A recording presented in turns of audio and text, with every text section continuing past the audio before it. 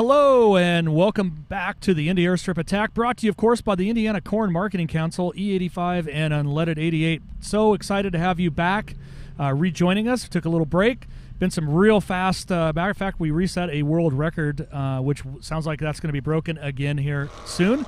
I'm Jimmy Shaberg, the world's most dangerous MC, and this is day 2, part 2 of Half Mile Airport Racing live from Marion, Indiana.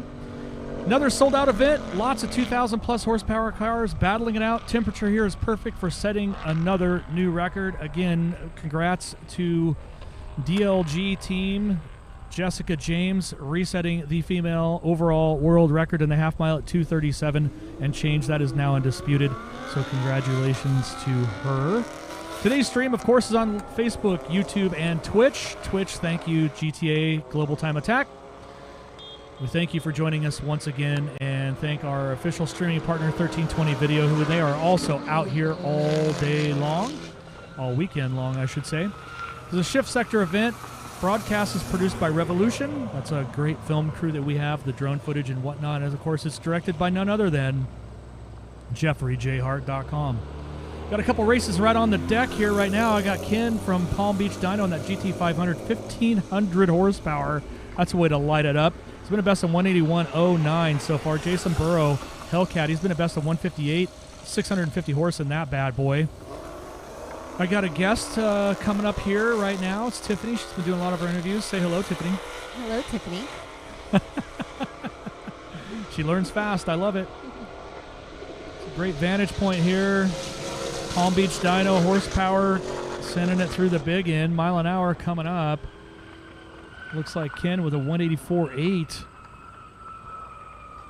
Justin Burrow with a 157.4. Now I got Kent Seckler, my bad, ZX14R, Cesar Valles, and the GSXR. Look at that swing arm on the other bike, not that one, but the other one. It literally looks like it's in its own zip code. You ever see anything quite like that, Tiffany? Tell me, what's the purpose of that? Traction, all about that traction. I definitely have not seen that before. Yep, that's all about keeping that nose down instead of nose up or flipped over, because that's never good. It's bad when it goes from 2 wheels to 1. Even worse when it goes from 1 wheel to your back. Oof. So Kent with a 159.2, 147.5 for Mr. Valles. Neil Gray-Gra. Yep, I'm not going to butcher that name. Neil and his Corvette.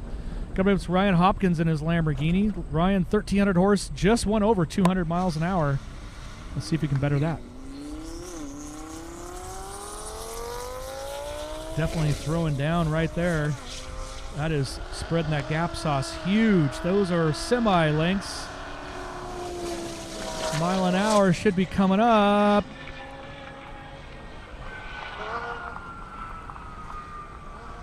Waiting for it. 199.4, he's right there. Missed it by just a smidge, but great run. Brendan Bashore coming up, Mustang GT. Tony Williams in that CTS-V. 1,000 horsepower in the CTS-V, so it's full mod. Do you know what kind of mods that car has? Please tell me. Well, it's got cold air intake, and it's got a bigger pulley or a smaller pulley, depending on if it's upper or lower. And it goes a lot faster. I'm just kidding, of course. I do not know the mods on that, but it has to be modded to make 1,000 horsepower is really all I know. So I'm just going to see if our fans at home are paying attention, and if they are, you know the comments they'll be giving us right now. I can't wait. Me either. It's always a good time. 130 miles an hour there for Brendan in the Mustang, 167.7 for Tony in that V. Ryan Murninghan in that Caprice, kind of to him on a silver platter for sure. Ryan with a 132.2, Todd with a 130.4. Boy, it looked a lot further away than that. Mile an hour was closer than I thought. Mark Bayless, he's looking for the next kill. Been a best of 158.3. Jamie Hopkins, Audi R8, been a best of 198.1. You know he's looking for 2 Hunsky, right, Tiffany? Looking for what? He's looking for that 2 Hunsky. Oh, you're going to have to educate me. So 200 miles an hour, you get a free 200 mile an hour t-shirt. Ooh. Yeah. Mark, he's scared. Look, he's running right now. He's like, no! Well, he was super close at 198 yesterday. Monica! That's what Mark's saying, and it happened too. Woo! You saw it right there, right by him. Monica! Some will get it, some won't. 204.92, Jamie Hopkins in the house. There's his 200-mile-an-hour T-shirt. He got the 2 Huskies right there, see? What is this beast? What is that? That's that Saturn Ion Alan McClure. That's right. He claims he's got 205 horsepower. Something tells me it's got a little more than that. That thing's got a bullhorn. And holes in the bumper. That's got to be fast. Each one of those holes adds 10 miles an hour to the top end is what I heard.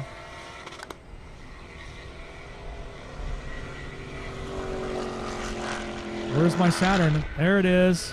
It's got all the aero. I mean, come on, ladies and gentlemen, boys and girls. It's Alan in a Saturn out on a racetrack going 144.93 miles an hour. Does it get any better than that, Tiffany? That's pretty exciting. Do you think a Saturn actually went over 100 miles an hour factory? Absolutely not. See? So Alan's just doing it upright. JP Gonzalez back in that Ferrari F8 Spider. Julian Bassler in one of his Huracans. 202 miles an hour best so far.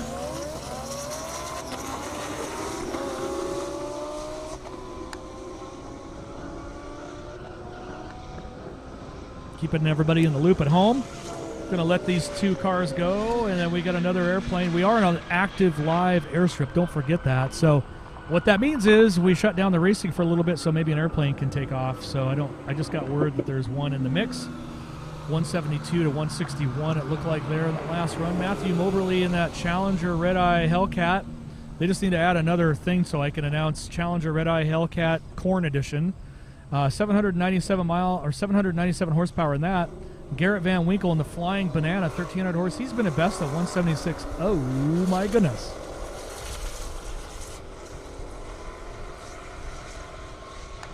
Well, it made Tiffany laugh, so I mean somebody had to laugh somewhere, right? She's really picky on the laughs. I don't get them unless I earn them, right, Tiffany? I mean, you've been doing a really good job, Jimmy. I feel like my stomach hurts from laughing so hard. She's being way too kind, but I'll take it. Garrett in the Flying Banana with a 169.3. Now, here we go, another 200-mile-an-hour capable car. Tom in the GTR, 1,400 horse, been a best of 201. Probably has a good turbo kit, not sure whose it is. Patrick Kennedy, McLaren 570S with a 161 best. Great views from our cameras. All over the place, almost like this is a pro event with an amateur announcer. That's what this is all about. Hey, I heard that. I was talking about me. You're the pro. Gosh. Please. So Tom with a 160, he pulled out of it there in the big end. Patrick did not with a 157.1. That's kind of how that played out. We are still awaiting the plane confirmation of when they're going to taxi and or not. Meantime, I got Sean in that Porsche Turbo. Been a best of 185, 1,000 horsepower in that beast. Michael Jordan, I didn't confirm whether that was in fact Michael Jordan, so I'm not sure, but that's the GTR. You see on your screen, great view right there from one of our drones.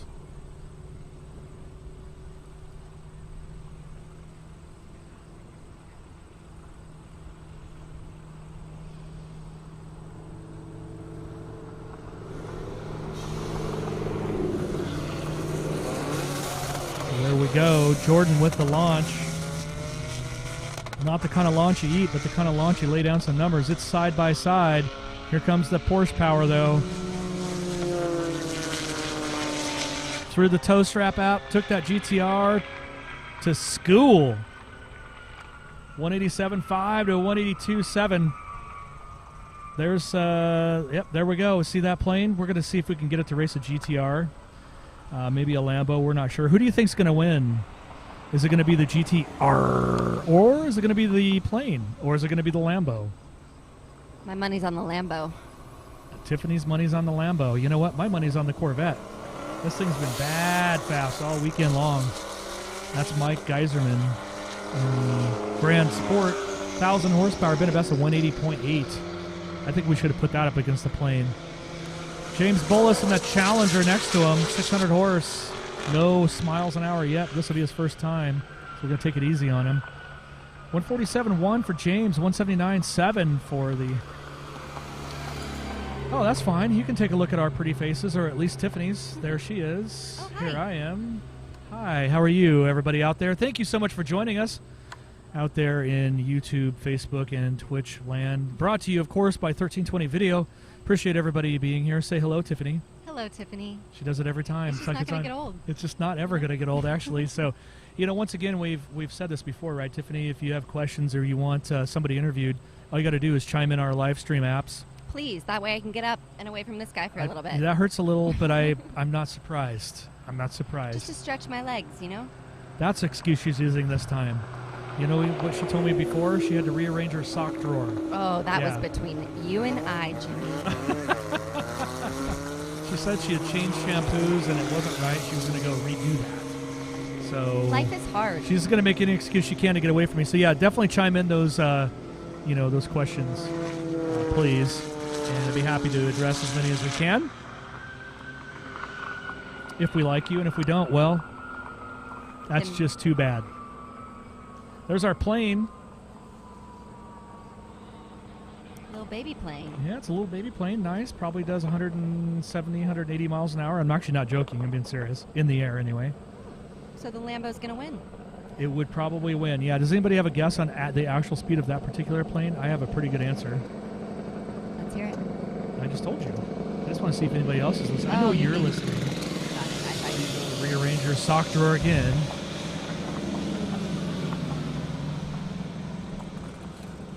I know your tricks.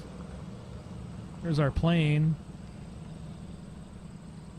I would say that looks a little plain for a plane. Right down the middle. Look at that. Oh. Almost. Yep. Good thing we're not doing a sobriety test. And I'm kidding, of course. Don't get any bad emails now. What a gorgeous shot, though, from our drone above the plane on the airstrip. How many times do you get to see that? Not many. This is a first for me.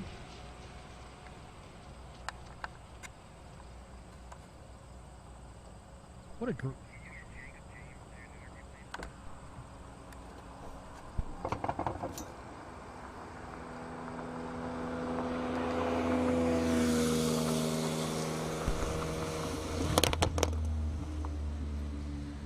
So looking all over here at this plane, you can see it. I think it's kind of an interesting, if you think about it, it's kind of interesting. We have a drone above the plane on the airstrip. I know it seems kind of whatever. It's almost like a movie in a way. Our drone operators are top-notch. Revolution.com bringing it to you. Almost in 3D. I want to reach out and touch the plane, but it's right in front of me. It's kind of weird.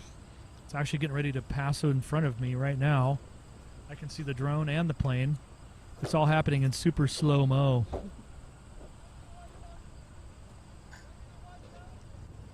That's a lot of twists and turns for that plane. Yeah, I wonder where she's headed. Not sure. I like the little blinky lights, though. Pretty. Yeah, I don't know if you can see it. They're so pretty. I don't know if you can see those at home, but they're blinky.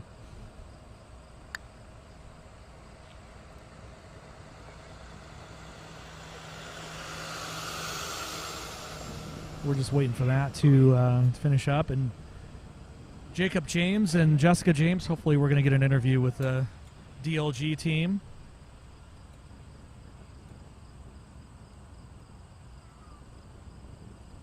We have drones all over the place. Is it me, or is that plane taking its own sweet time on its own airport? I mean, really, right? It's not like we're at an airport and, a race broke out. I mean, come on. Looks like she's just following every turn there is, wanting to go the whole runway, maybe. I think you're right. I would be dizzy at this point if I was in that plane with all those twists and turns. Maybe a little indecision going on. Uh-oh. I'm not going there.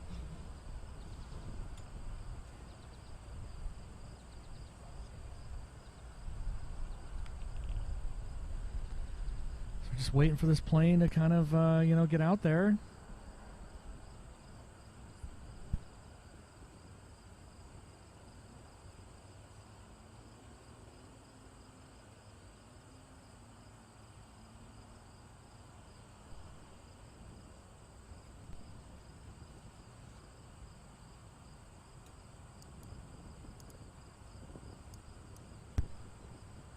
Great shot of the pilot there. How do you say that for the plane name? Is that Cyrus? Cyrus? I think it's Cirrus, but I'm not 100% sure. Correct me if I'm wrong. Good looking plane. Looks like a lot of fun. Looks like it turns well, because, I mean, it's turned on every single airstrip there is here. Now you're going to see it take off, which is also kind of cool. Plane versus drone, who's going to win? I'm going to go with the drone, to be honest with you, but I think he's starting to gap the drone pretty hard.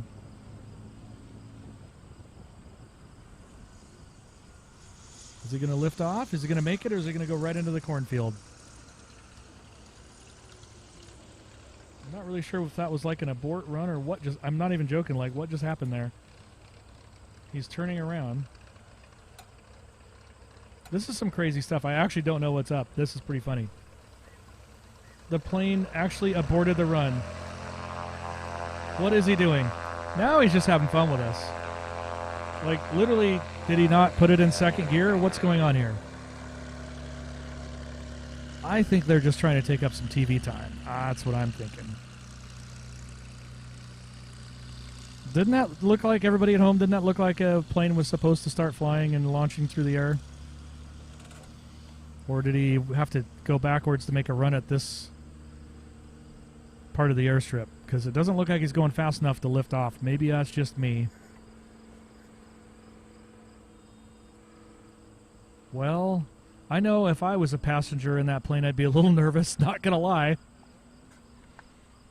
At what point did you go, I think I'm going fast enough? No, Bob, you're not. I guess we're going to take a second run at the plane.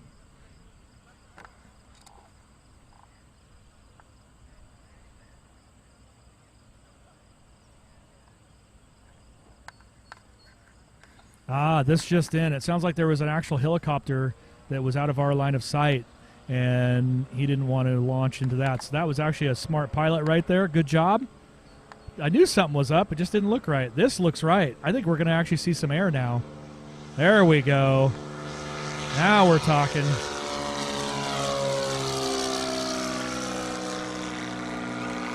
Okay, safely launched that bird, and now we are back to racing.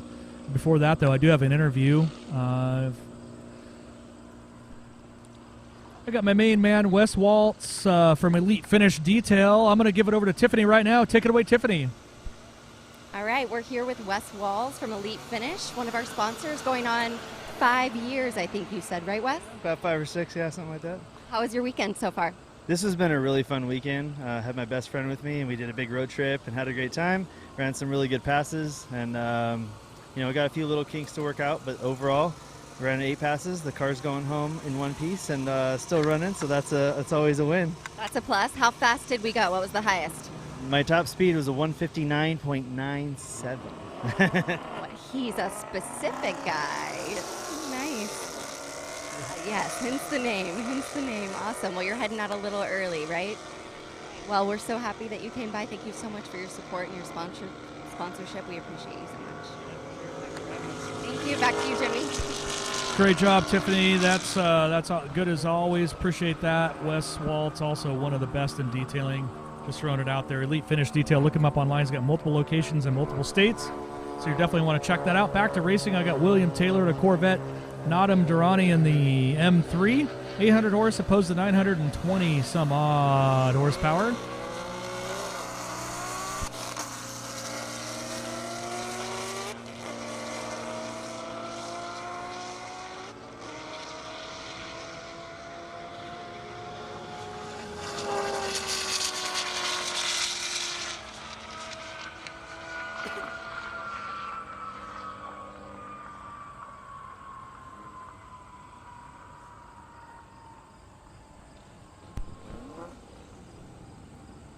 William Taylor with a 162.2, not him in that BMW M3, the 132 now. Now I got Julian Bassler up against JP Gonzalez in that Ferrari F8 Spider.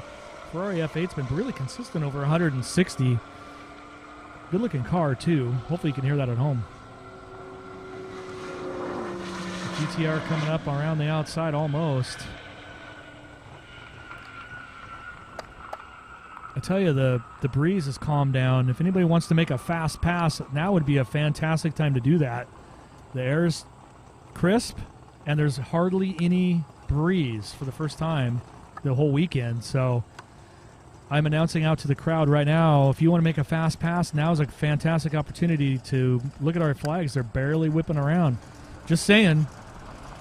UGR, are you listening? Calvo, are you listening? Bad Boy Morris Malone, Dallas Performance. Get on out there. Christopher Ampresetti and that Mustang Shelby GT500J Legend. Love that name. And an Audi R8. That's what you see next.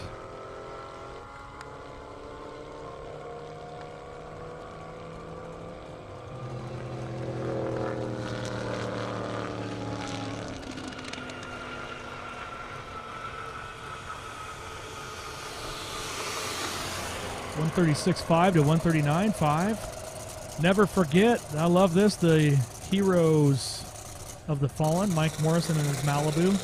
1,200 horse, been a best of 173.8. It's got a parachute, it's fast. CTSV wagon's next to him, 800 horse. Wagon should be a little slower. This Malibu goes bad fast. Pulled the chute, dumped the laundry, 175.3. He'll be happy with that. For sure, as well he should be. That's Shayla, one of our grid girls right there. Doing a great job as always. Check her Instagram out. Not sure, I think maybe we could probably find that somewhere. Caleb Swan, Adrian in the Mustang, solo Mustang on Mustang crime. Let's see what happens on the unleaded 88 camera.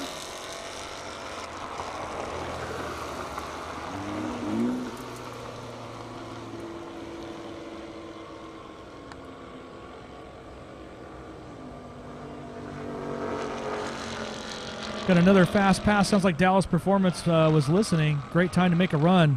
David Perlman, Dallas Performance in the house. Hello there, Shayla. How are you? Waving at all of her fans. I'm sure she's got many. This car has already been 200.3 miles an hour, 2,500 horse. Gorgeous car from Dallas Performance. Let's see how they do.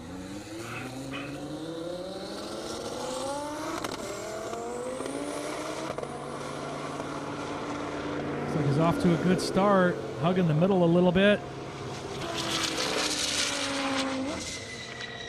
Definitely threw some power down on that run. Mile an hour coming up.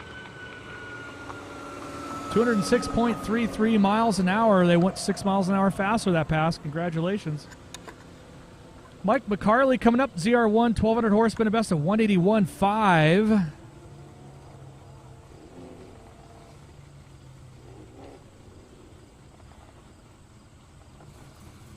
Good looking ZR1. The Indiana Corn Marketing Council serves Indiana corn farmers that help create demand and broaden markets, opening opportunities down the road and across the globe for Indiana's corn farmers. Love that. Love the sound of that ZR1, but he got out of the loud pedal there. I'm not sure what's up. Hopefully everything's okay. Christopher Engel coming up in that fancy neon. Todd Kelly Challenger next to him. 500 horse in the fancy neon. That's that blue car right there. Officially, they call him an SRT4.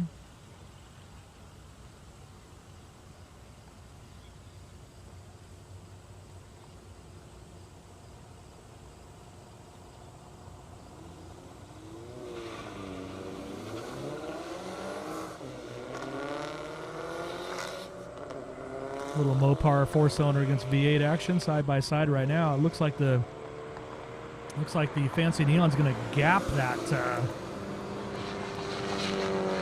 Challenger.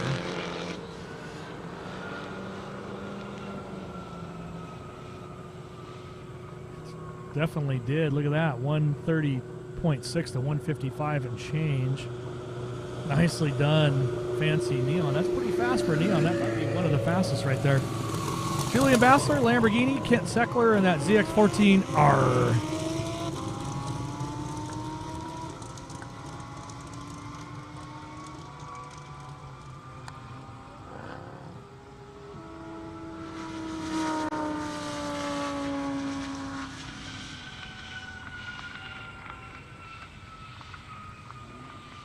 Got Stephen Bartholomew in the Trackhawk coming up. Peter in the E63 AMG. Trackhawk, 900 horse. Love that. Wish he would sell it to me. I would be interested in buying it. Exact color I want. I have a black SRT, not a track. I would like to have that one. You know how to reach me. The launch on those Trackhawks is insane. Here he comes around the outside.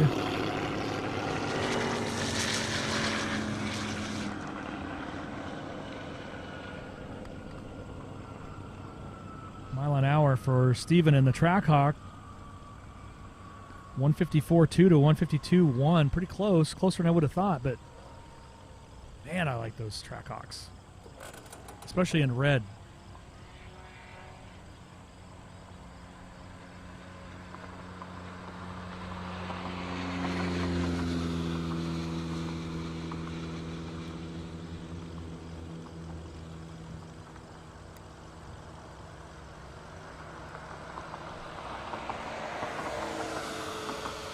A little instruction there, not sure what's up.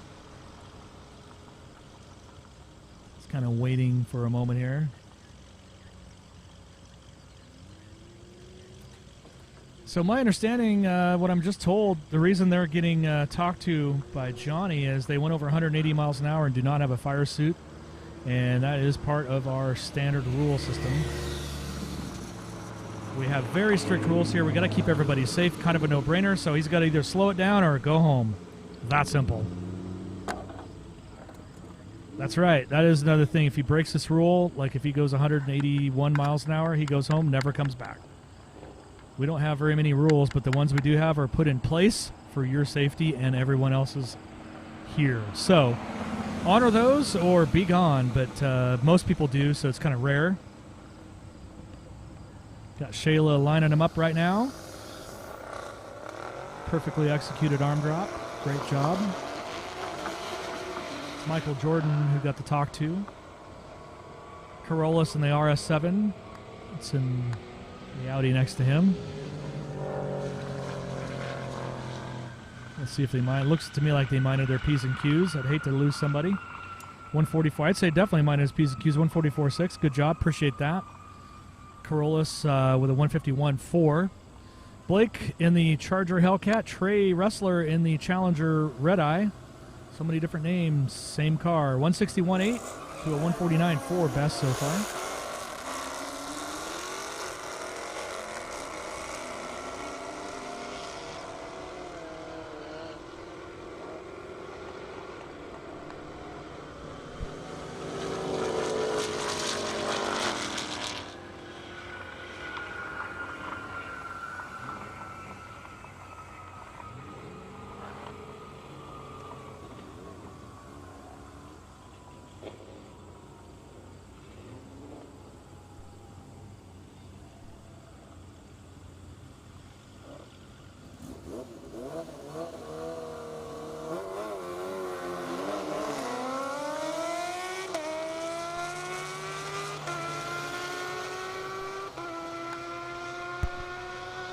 Dustin in that Ninja H2 flying by Patrick Swindell in an M8 competition.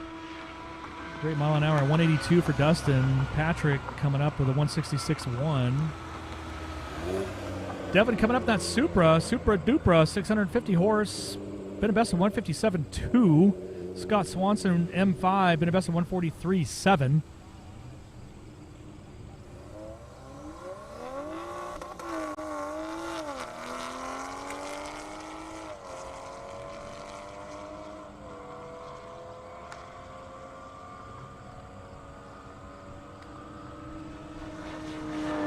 It's going to be Super Duper for the win. Good looking car. It's only new Supra, I should say, out here.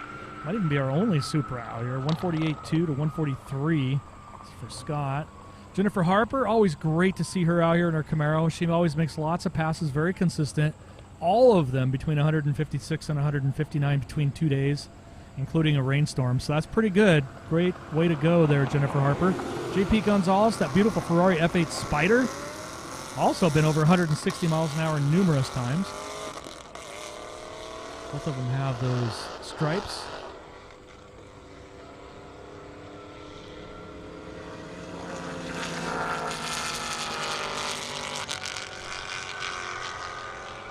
Jennifer this time around. 159.9, creeping up. That is her new best mile an hour this weekend, 161 for JP. Now I got Briar Madden Challenger, TJ Falconer in that Corvette. A 174 for Briar Madden in the, it's a good-looking car, Indiana Corn Marketing Council. Looks like he's running, might even be running straight slicks, I can't tell. Whatever it is, it launched pretty good. Love the color, too.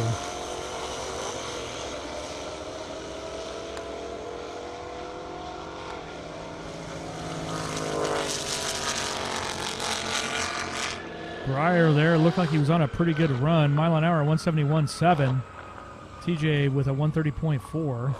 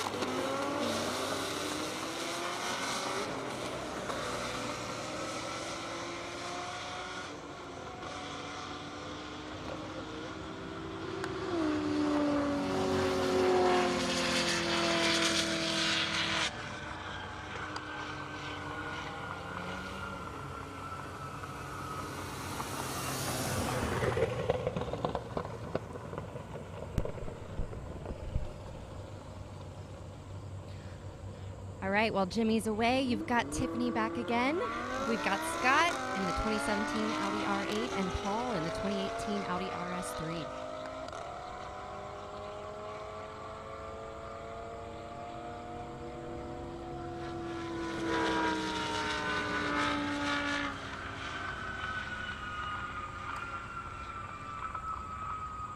Scott at 153.6 and Paul at 118.8.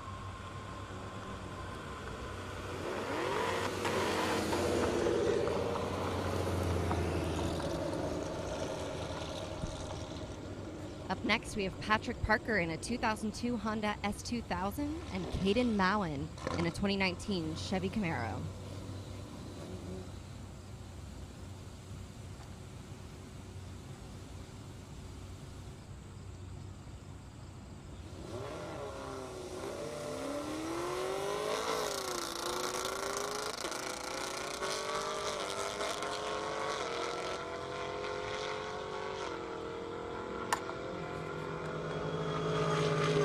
The Honda was hesitating for a bit. Not sure what's going on there. Oh, there he comes. Better late than never in my book. Patrick at 91.7.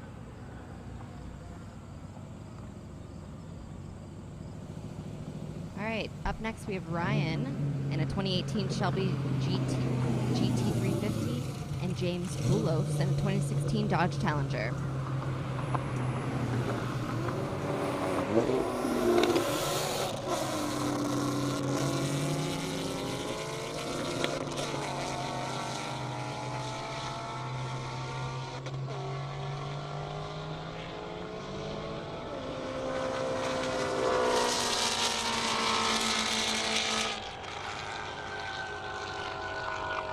Ryan coming in hot at 157 and 146.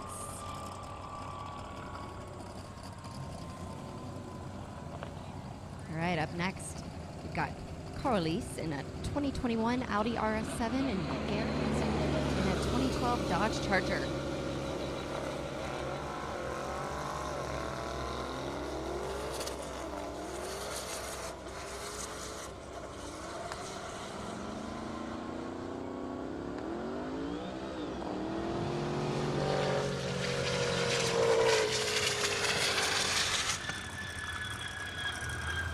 Careless at 152 and Garrett at 171.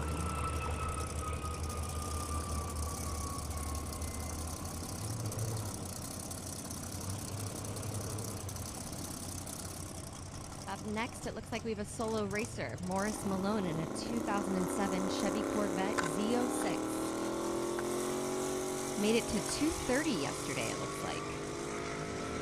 And we've got Jimmy back for you guys. You're very welcome. That looked bad fast, but he did kind of shut her down a little early. What's that mile an hour? Looked like he got out of it on the big end. Not sure what the mile an hour is. Hang on, wait for it. I literally ran back for that. 202.34 miles an hour. I'm not sure if it didn't shift into third gear or what happened. Thank you, Tiffany, for doing a great job while I ran. My pleasure. I got Michael Stout, Vengeance Racing, in the house, sitting up next to Julian. Both cars 200 mile an hour capable. What are we going to have?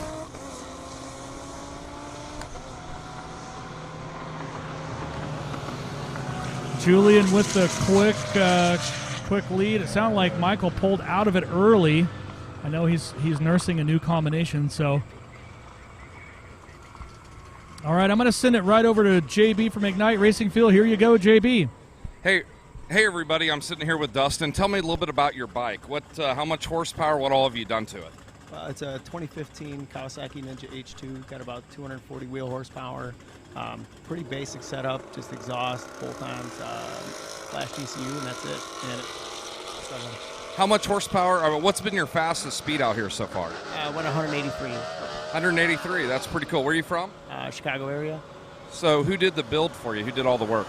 Win Racing out in Naperville, helped a lot with that. All right, well, hey, thank you for coming out to Marion. Enjoyed it. Hey, back to you, Jimmy.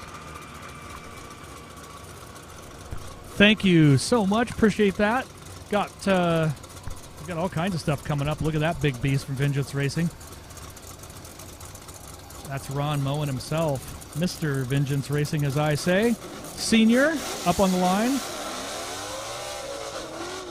Look how slideways that thing gets, huh? Yeah, you think that's easy? Look at that thing. Whoa, he's all over the place. Loosey-goosey. Well, he's just going to pick whichever lane he wants to be in. I hear him scraping. He's literally off the course there for a second.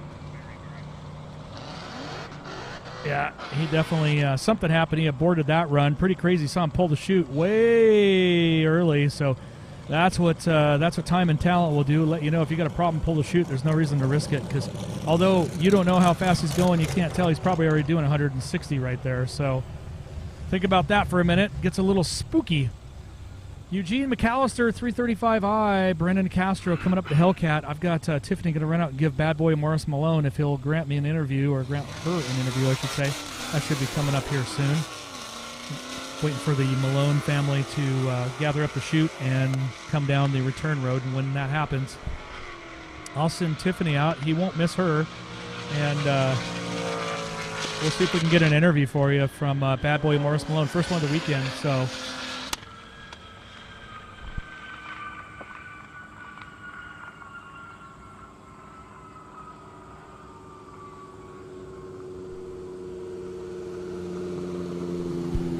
Track is cold. We're not sure why. We're going to find out. Stand by. Trying to figure out.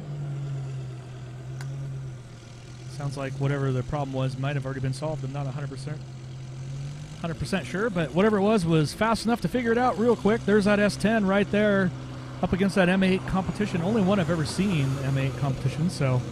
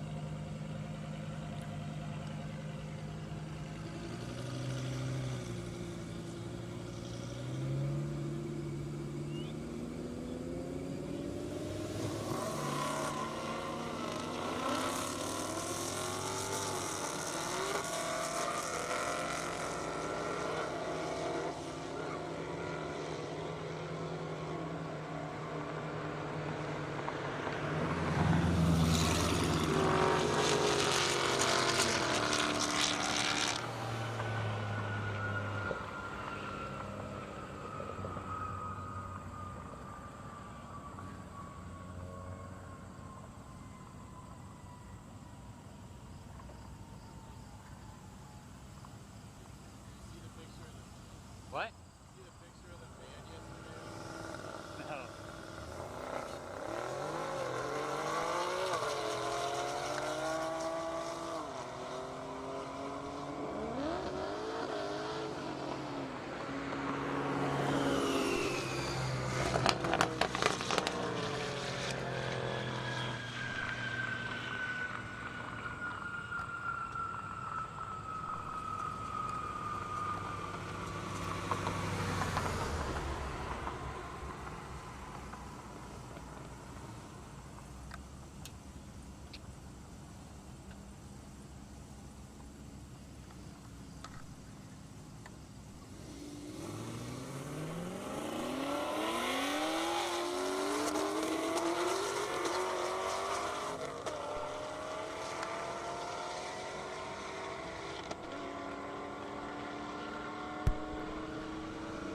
All right, Tiffany's got an interview coming up. Before that, I got JB from Ignite Racing Fuel with a couple nice messages. Looks like Ryan with a 137 and a 154. JB, take it away. Hey everybody, it's Jay here with Ignite Racing Fuel. Be sure to check us out, IgniteRacingFuel.com. We created ethanol in the performance world, and so when you're at the track, remember to run Ignite. When you're just chilling, hang out with your buddies, stick some E85 in there, and then run that super unlead 88 because that ethanol is good stuff too. But check us out, Ignite Racing Fuel. Like us on Instagram, and we'll go out and set some records. And ethanol is the fuel that you should be running for a more horsepower, a cleaner burn. That's the answer to everything, ethanol. Back to you, Jimmy. Thank you so much, JB, for that message. Appreciate everything as always. We're just waiting for bad boy Morris Malone to come down. Meantime, for an interview. In the meantime, we got Tyler Winiger coming up in that Challenger. Paul Cunningham in the Audi RS3. Audi's been a best of 152.8 out here in beautiful Marion, Indiana. This is the fastest race in Indiana. That's right, faster than IndyCar because the half-mile world record has been set here. UGR and the Drag 965 Lambo at 2:59.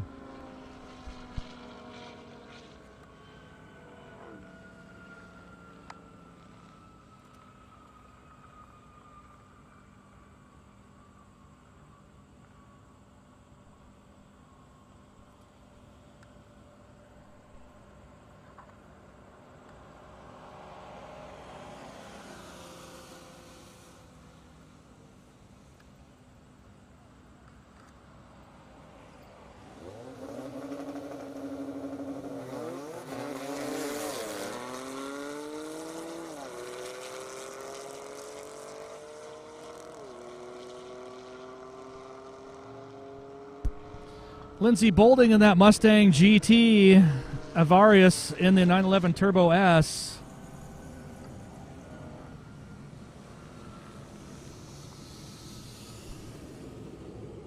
Lindsey with a 125.84, 154.9 for Avarius.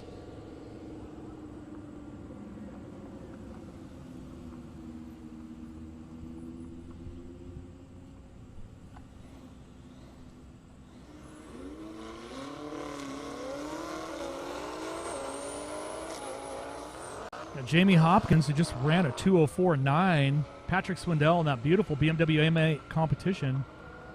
Wow, that R8 is on a boil this weekend. Jamie Hopkins definitely throwing it down. 1,500 horse in that bad boy. 177.8 to a 162.4. Scott Cordell coming up in the Camaro. Jason Burrow in the Hellcat.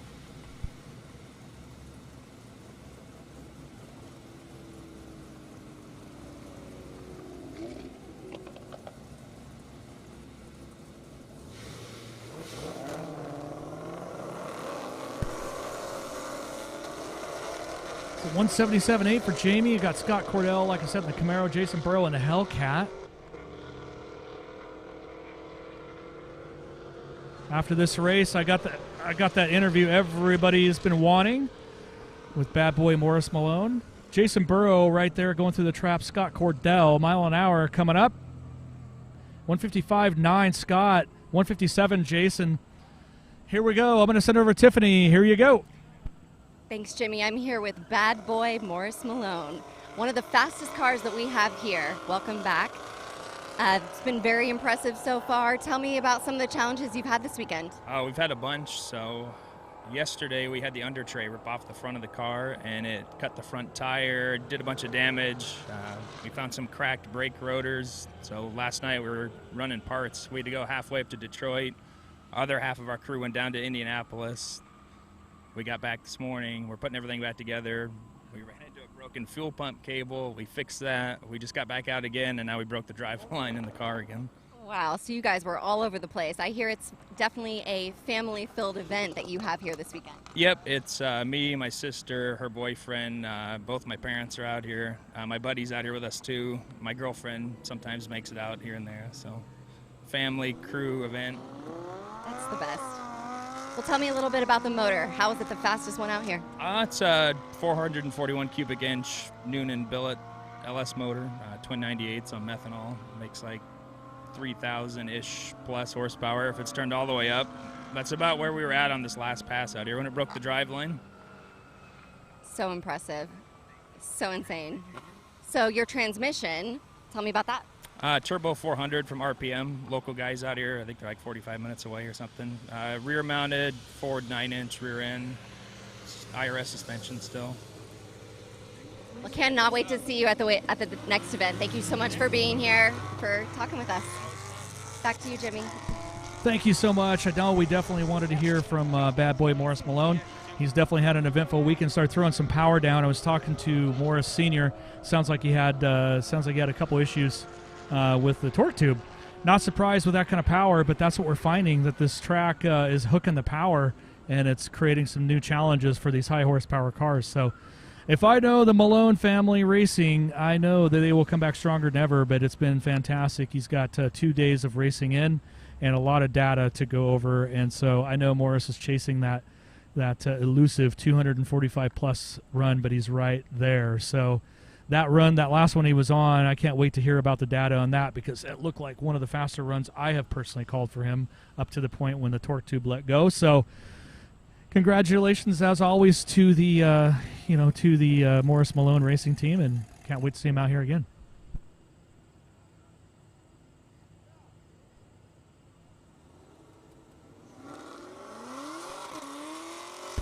Tyler Winiger and the Warrior Breed Motorcycle Club, just can't tell them thank you enough. Big shout out to them. Entire weekend handling all the hard stuff to do, to be honest with you. Really appreciate them. I got Kevin Howarth from Underground Racing standing next to me, so I'm gonna jump off the mic for just a second, find out what news he has for me. And as you probably know, Jessica James just broke the overall female record, uncontested now, 237 and change. So let me have a chat with him really quick. Give me just a second.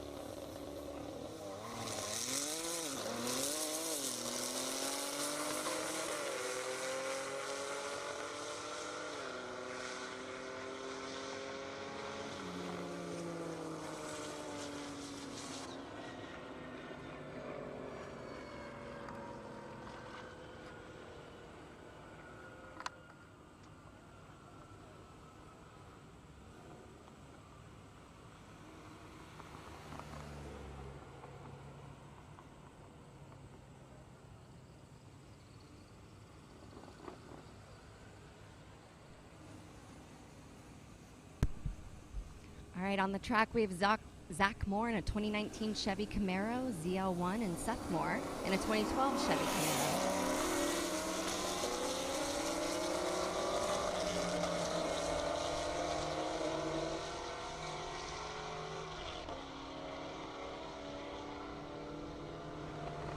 Ooh, head and head.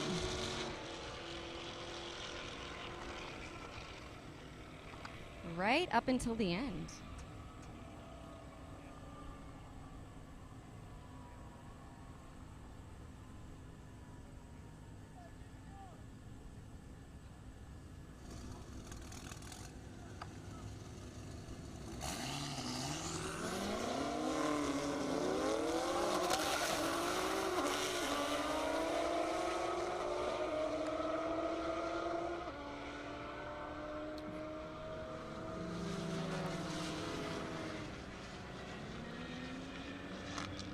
All right, let's see how Tom and the Nissan GTR and Patrick and the BMW M8 are doing. 204 for Tom.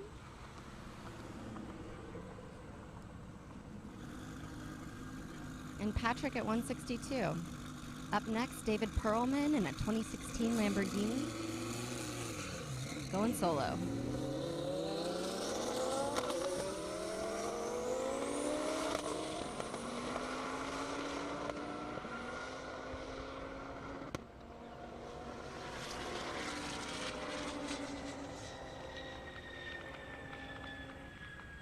Coming in hot, 198.9. Next up, we have Michael Jordan again in the 2015 Nissan GTR and Scott Macintosh in 2017 Audi R8.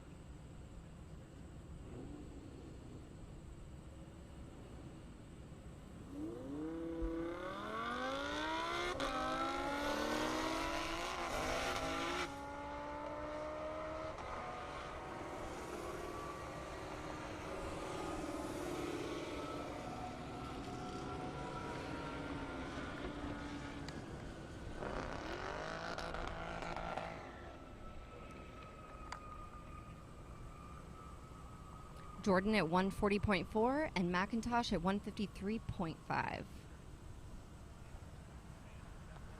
Next up, Daniel Bartram in a 2012 Ford Mustang and Brennan Doolittle in a 2017 Dodge Challenger.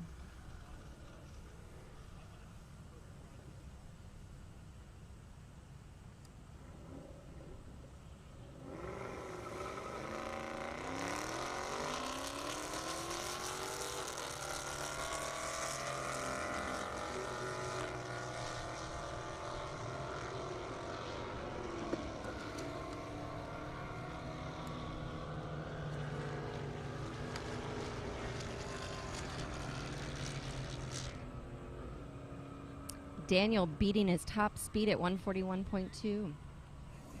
And Brennan at 129.9.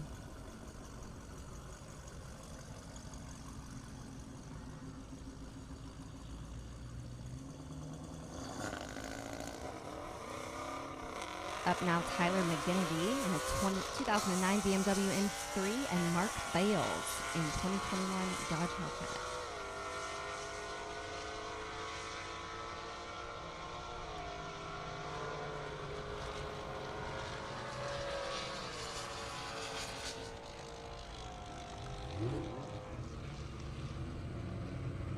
Tyler at 140.1 and Mark at 156.3.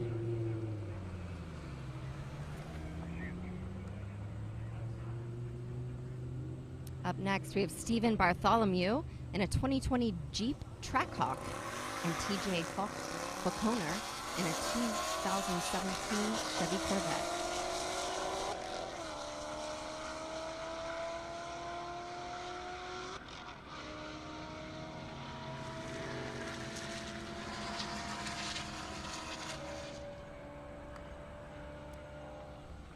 Stephen in the Jeep at 154 and 146 for Falconer. Mark Kogan in a 2007 Porsche 911 Turbo and Mo in a 2007 Porsche 911 Turbo as well.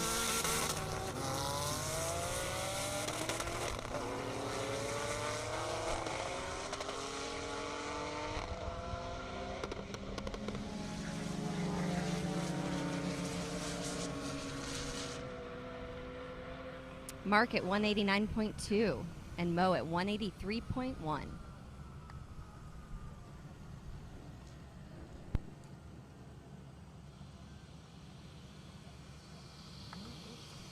All right, Tiffany, great job as always. Sorry, I had a little chat there. Kevin likes to fill me in and kind of give me the deets on stuff, and so I thought I'd throw a few things out there as we line up some more interviews, maybe with JB out there.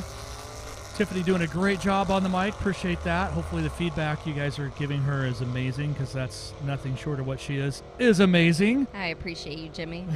So she's taking a lot of pressure off me so I can actually do a couple things. But yeah, I've got a pretty good working relationship, obviously, with two brothers that own UGR, and so Kevin he always likes to kind of fill me in. Didn't want to sit down for an interview this time, but did tell me for sure that the Texas event that's coming up, the Airstrip Attack in Texas and Abilene, that they're bringing a lot of arsenal, including, and anybody listening, this might break the internet, including the Drag 965 current half-mile world record holder Lamborghini. So that car hasn't been out in a while.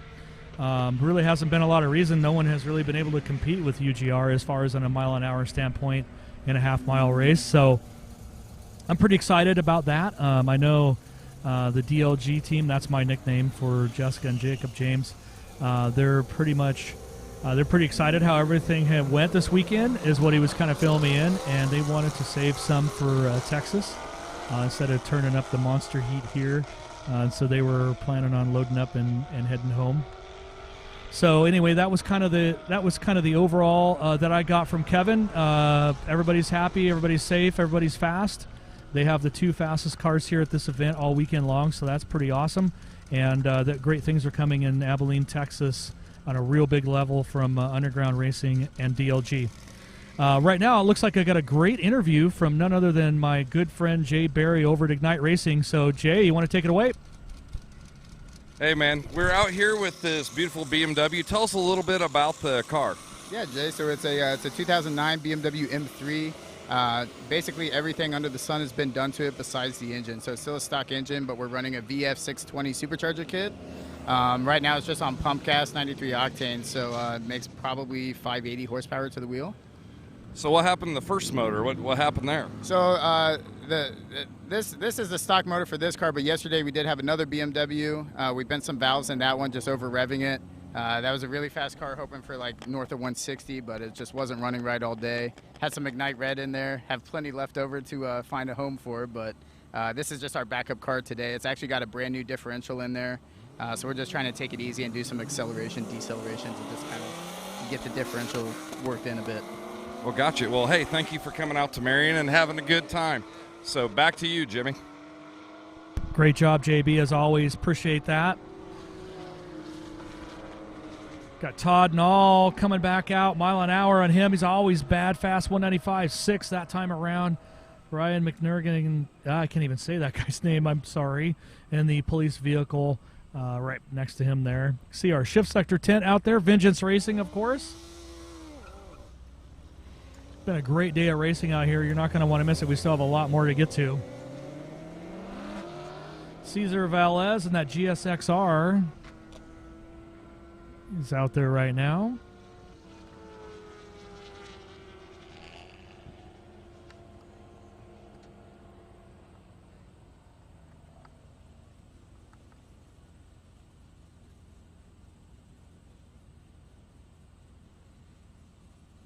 Naran Durai and that Audi R8. Chad Rusa in the Camaro.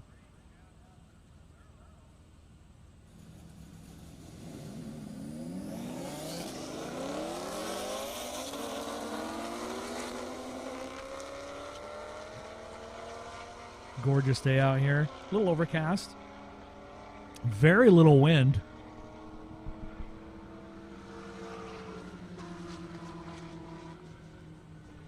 Which has been kind of nice. So interesting thing out here in Indiana, so obviously the track got rinsed off from the rain overnight and this morning. And then as luck would have it, the track started getting grippier. Which is crazy. So that new, like I was telling you, that new additional grip, and then couple that with the fact that you were able to produce more horsepower with the denser air has factored into a lot of these cars on the higher horsepower stuff where they've had to make some adjustments. Bad boy Morris Malone's case, obviously he lost the torque tube second time, was just starting to lay the power down. He was definitely on a boil, and then the torque tube's like, yeah, I don't think so, not anymore. But also a new combination, right? So they're working on that. And then Ned Dunphy, same thing, although he lost something different. New combination, started laying the power down, found traction that they didn't have before, and now have to make adjustments. That's just racing. That's how this goes, right? So it's been a pretty exciting weekend of racing so far, and I look forward to a lot more. It looks like we're going to have something kind of checked out on the track. Not sure what's out there, but that's our timing master Johnny out looking. Probably another GoPro blew off, but hopefully he'll find it, and then we'll be right back to racing. In the meantime, I got a nice little interview set up here for Jay Barry from Ignite Racing Fuel. Jay, you want to take it away? Hey, I'm sitting here with Tim and Chris. Tell us a little bit about your car. 2016 Chevy Z06 C7 convertible, 6.2 upgraded with a Magnuson 2650 supercharger, making about 825 horse. Tell us about the name right here. Where did that come from? So Silo is an organization out of Indianapolis. It's a car club and a storage facility that sponsors some of the rallies we go on. We do some of the faster rallies, faster lifestyle out of Indianapolis. They do a lot of charity runs to give back to the community. Oh, that's a good deal. What's some of the charities that they've been able to work on? You know, there's been a lot of them to do with the Wounded Warriors and the veterans programs. You know. Well, that is great. So thank you for coming out here. I think, is this your first time coming out here? This is our third time. Oh, this is their third time coming out. What mile per hour have you been going today?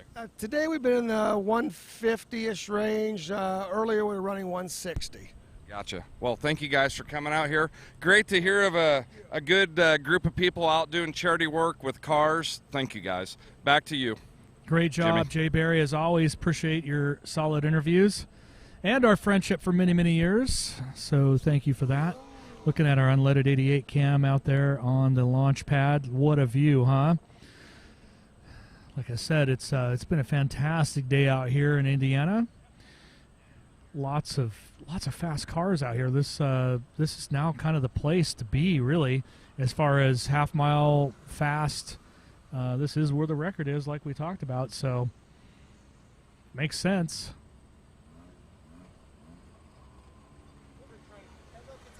I'm just kind of getting the airstrip looked at, make sure there's nothing, no debris or maybe a GoPro or a part of a car on it before we get back to actual racing. I got Alvarez in the 911 Turbo, Julian Bassler in the Audi R8.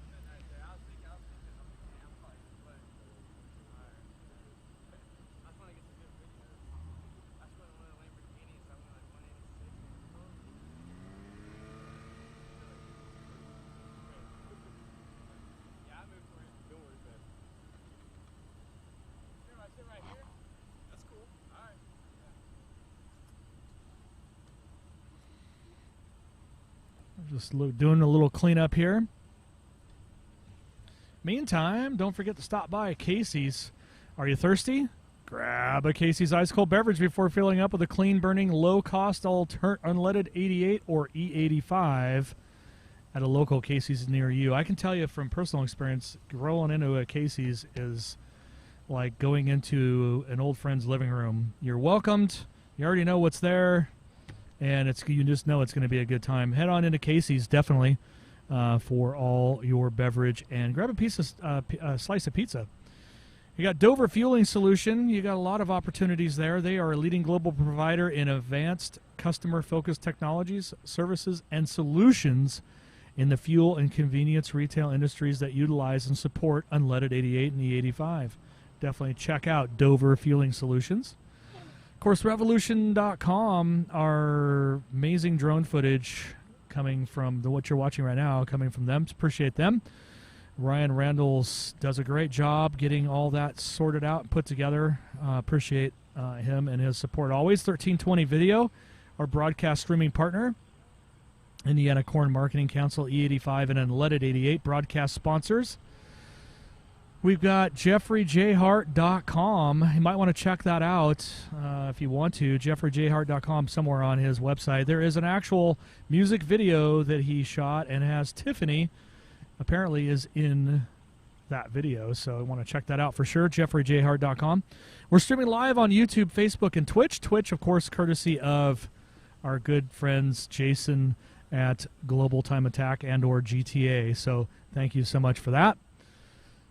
Looks like we're getting ready to get back to racing here. Track sounds like it's good to go. Arm drop ready to happen.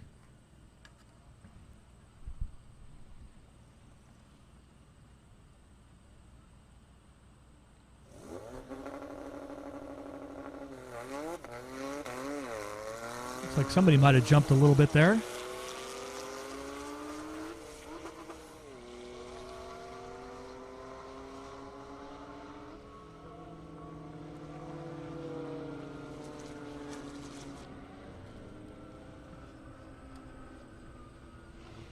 Looks like Julian's R8 got out of the power there. Alvarez 156.7.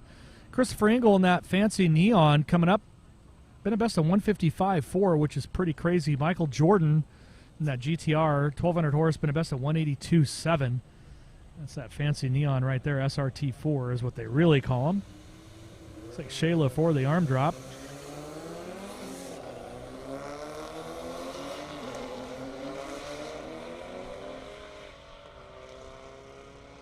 Here comes Michael Jordan.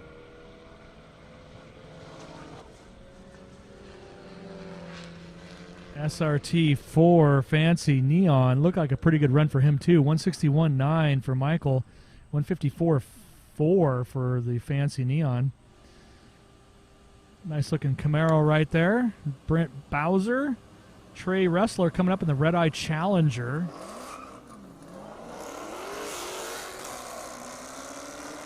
You can see that sky. It looks more menacing on camera than it does in real life. It's just pretty much overcast and like calm before the stormish, actually.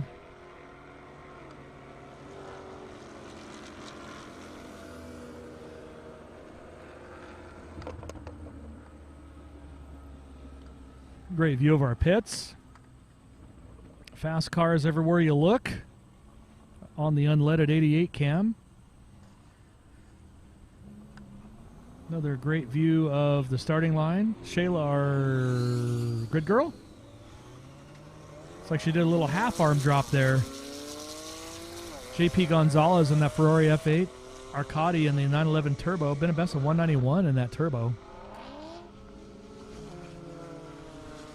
Looked pretty speedy on that run. There's a lot of fast Porsches here today. I know AIM Performance is in the house. 192.8. 160.2 for the Ferrari. Jonathan Utley in the ZL1. Zach Moore in his ZL1. Both have been right at 150.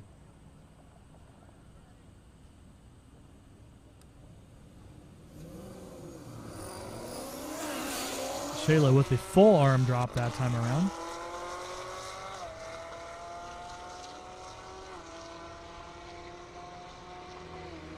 How's everybody doing out there? I haven't got any questions in my ear lately, so I'll tell you one thing that's without question. You want to buy a car, there's only one way to do it these days, driveway.com. If you want to check out Driveway, CJD, Jeep, PortlandJeep.com, that's another one. Check them out. The only way to buy today, now, from your couch to your driveway, driveway.com. Nice looking S10 right there up against that Super Dupra. Super tried to take the launch away from him. This is our actual second Supra. This is Josh Cage. They were both silver, so I was thinking it was the same one, but it's not. Josh Cage in the 2022 Supra. I hear they're making those manual again.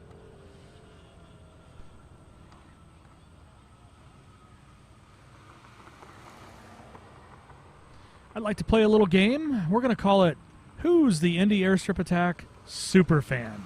Is it you or is it you? So we're going to read in all of our comments, and whoever says the funniest joke, that's PG-13, something I can repeat to a family-friendly event, So it has to be that, or we're just not going to repeat it. But whoever does have the funniest joke that I can get some laughs out of when I repeat it here will be our Airstrip Attack, Indy Airstrip Attack super fan. Is it you? Or is it you? Or maybe you sitting on your couch. Or you sitting at your computer. I don't know. Get online if you're here and log into our live stream and find out. Who is the Indy Airstrip Attack super fan? If you're really good, I might start slinging some driveway gear. I can do that. Neil coming up in that Corvette. Matt in the Audi R8. 169.7 so far for that Audi R8. That wing doesn't seem to be slowing it down much. Definitely helping with the traction. Although if it's all-wheel drive, I guess it would still help, yeah.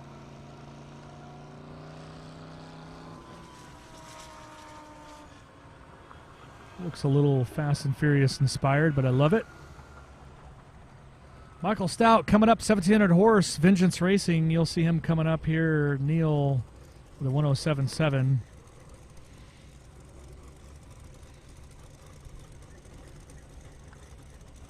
So Daniel Hagen threw in a joke. Let's see what he's got. Wood.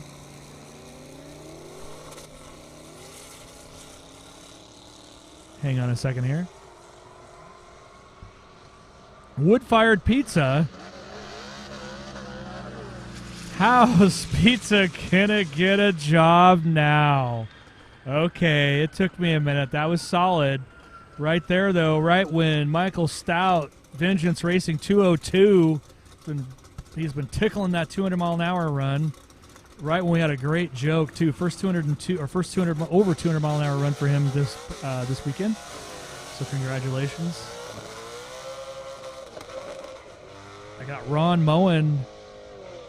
He is all over the track in that. That's naturally aspirated, by the way. He's been fighting that thing those last two passes. Traction related is what I mean by fighting. He was looking all over for that 200-mile-an-hour pass. I think that car, I've called it at 199.9 or 199.89 as I recall. So they've been trying to get that car to 200. It's naturally aspirated and it's been pretty tricky. So yeah, I like that wood-fired pizza. That's a good joke. I like it. Let's hear another one before we start picking winners. Keep them coming. I heard the crowd laugh a little at that one. Caleb Swan, Adrian in the Mustang crowd. Both have been about 130. We're grabbing gears in the white one anyway. I see the nose dip and then the tail dip.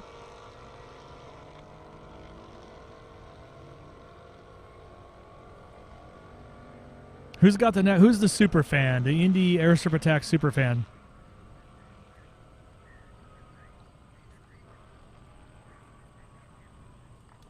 So man, you guys and gals are throwing down some great jokes online, and I certainly appreciate it. And obviously, I have somebody screening them, but I would say we got to keep them PG-12. Maybe PG-13 was a little too aggressive because they're getting a little spicy. So definitely, if you would, please keep them appropriate, because we are a family-friendly event, right? And so the last thing I want to do is repeat something that I can't, and then you know how life can be, right? So I want to make sure that we have all the right things. So keep sending those jokes; they are funny. You've got the person who I have reading them in tears, so I appreciate that. But let's try to PG-12 them, huh?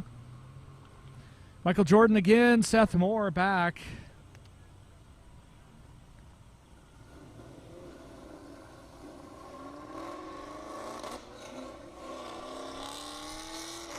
All right, I got one. Here we go.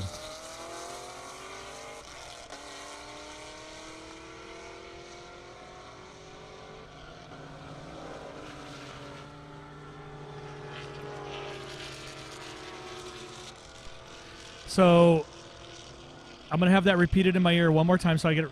Love to Drive is who sent the joke. My wife asked me if I've seen the dog bowl. I said no, I didn't know I knew how.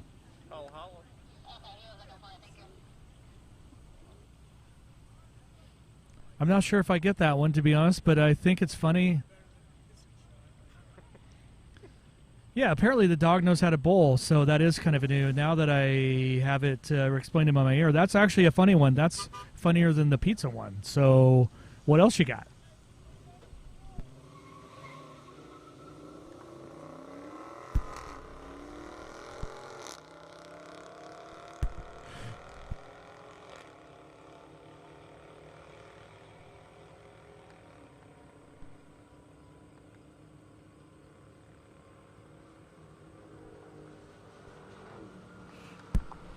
Just a, if you're here, shout out. Please, if you're if you're leaving your fuel cans, do not put them inside the garbage cans. Please keep them outside the garbage cans. We don't want to have an environmental issue. Really would appreciate the help on that. Just put them next to the garbage cans. We'll take care of it. No big deal. But appreciate the support there. Keep those jokes coming too. They're telling them to me in my ear, and I'm now starting to laugh. But yeah, we got to PG-12 this because I got kids in the stands and who knows in the living rooms where you guys are watching. I just want to keep it fair, that's all. What's the best kids joke somebody has? How about that? Who's my super fan? Kent Seckler and that ZX14R, JP Gonzalez, that beautiful Ferrari. That's what you see on your screen there. We got TJ Falconer and that Corvette coming up after that. You guys are love. You just want to see if I'm going to repeat those dirty jokes, but I can't repeat those dirty jokes. Nice try, though.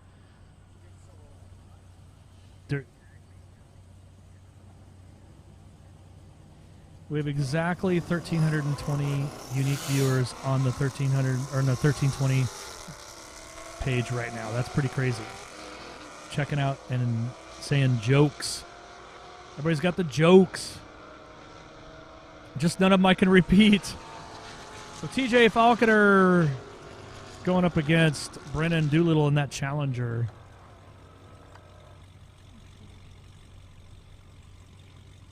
.130 to a 147.8.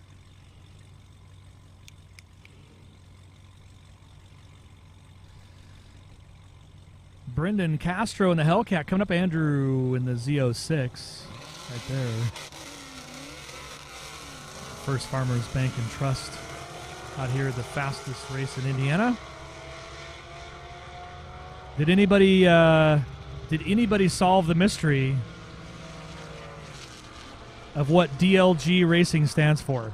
That's Jessica and Jacob James, the father-daughter team, and they have been racing the UGR built Lambos of theirs.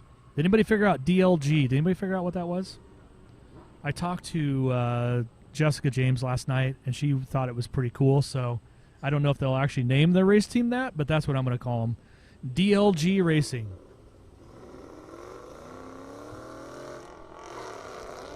All right, hit me with another joke. I'm ready.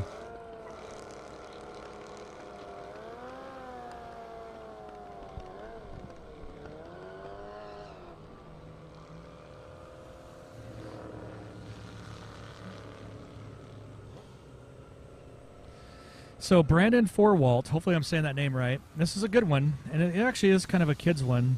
How do you make a tissue dance? Anyone? You put a little boogie in it. I'll be here all day. That was good. So far, that's my top. That's my winner so far. So far. Keep them coming. Couple bikes here. Dustin Bossy in that Ninja H2. Cesar Valles in the GSXR. It's got that, I'm telling you, that swing arm is all the way back there.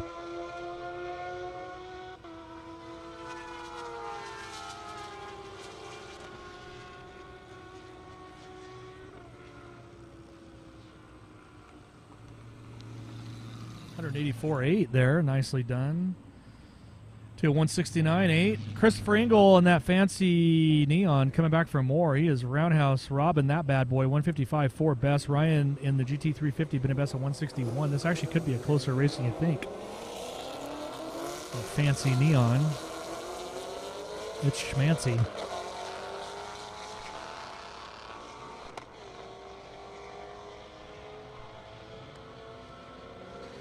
Ivy occasionally. I've heard that name come up on our live stream before.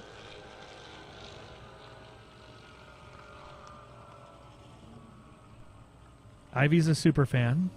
Love it.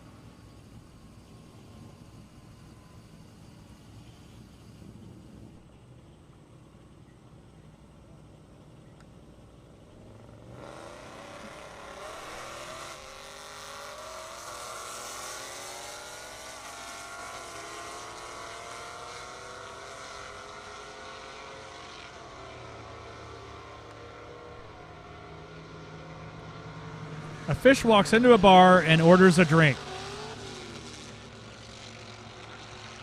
Wow, you should get a job at SeaWorld. Well, the bartender says you should get a job at SeaWorld.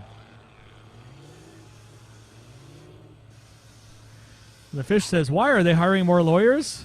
Oh, boy. Yep. That was a good, that was a good one. That was a good one. I get it.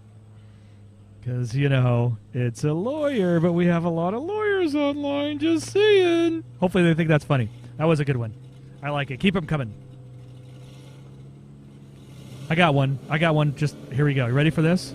So, there's a man. He's running down the road, literally running really fast, runs into a bar.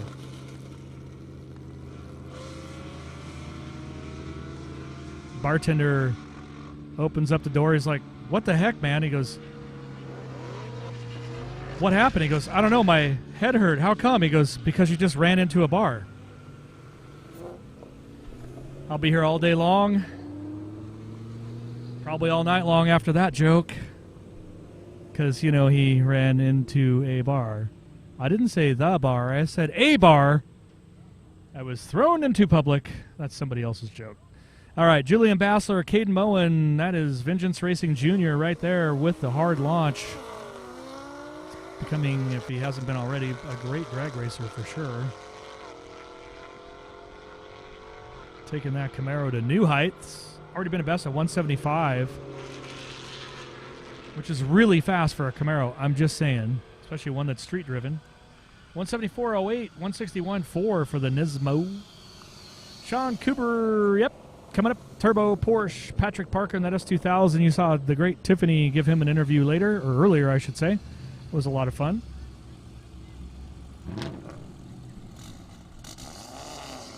I do believe Tiffany is going to be going out for another Lamborghini Joyride. Sent her out there to have a little bit of fun, so hopefully she does that, and it's a real good time.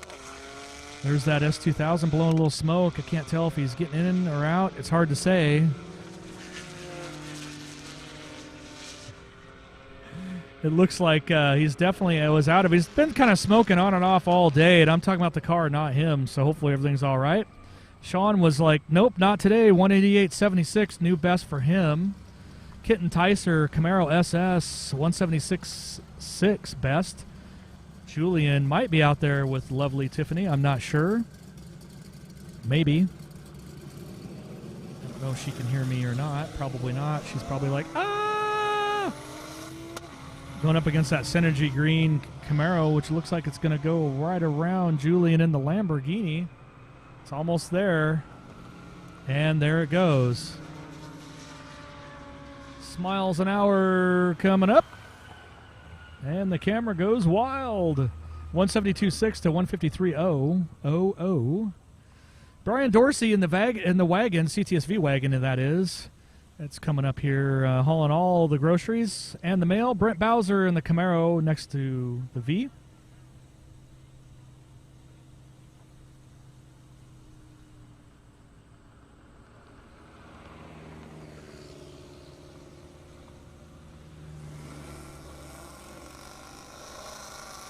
Let's see how this plays out.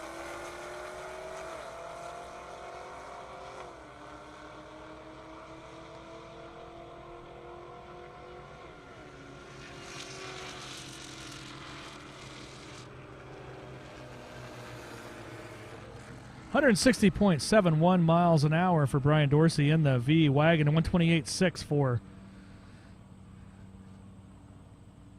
Brian Dorsey.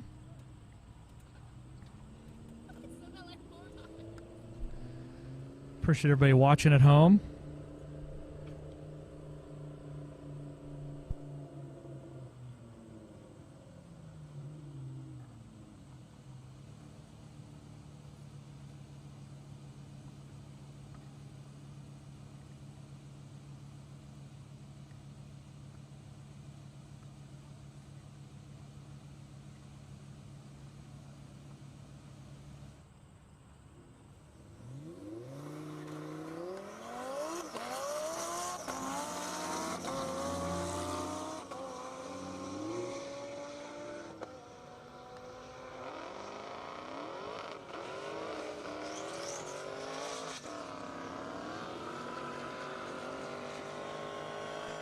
Well, it looks like Mark is going to do the burnout, the John Force style burnout there. The Indiana Corn Marketing Council machine. He needs tires, so if anybody has any at home, probably send them Mark's way. This is the official Indiana Corn Marketing Council car. Runs on ethanol, that fuel exclusively. So definitely got the Iron Man look here. Hopefully he doesn't spin out. After a burnout like that, I get the feeling he's probably asking for it. But hey, he's having a good time. Mark obviously is a good friend of mine, racing that S10. Sitting right here in front of me, I got Mr. Vengeance himself, Ron Moen. He was telling me it wasn't him driving that naturally aspirated C5, that wicked one that I know I've called it 199.8, I think, has been best. They've been doing a great job this weekend, all weekend as always. But he sent, is it one of your employees, Ron? Is that what it is? Yeah, Taylor? Okay. Yeah, sent Taylor has been working real hard all weekend and wanted to take a run at it. So he's currently in the trailer changing his shorts and cleaning the seat of the car. Because if anybody was watching at home, you'll know what I'm talking about. It got a little sketchy. What's that thing, Rev? 10,000? 10,000 RPM LS-based craziness. So, yeah, 10,000 RPM. That would scare me, too. Not going to lie. Neil with a 132.7, 130 for Brennan Doolittle in the Challenger. JP Gonzalez coming up in that Ferrari F8 Spider. Mike McCarley in the ZR1. And Mike's been a best on 181, 1,200 horse in that bad boy.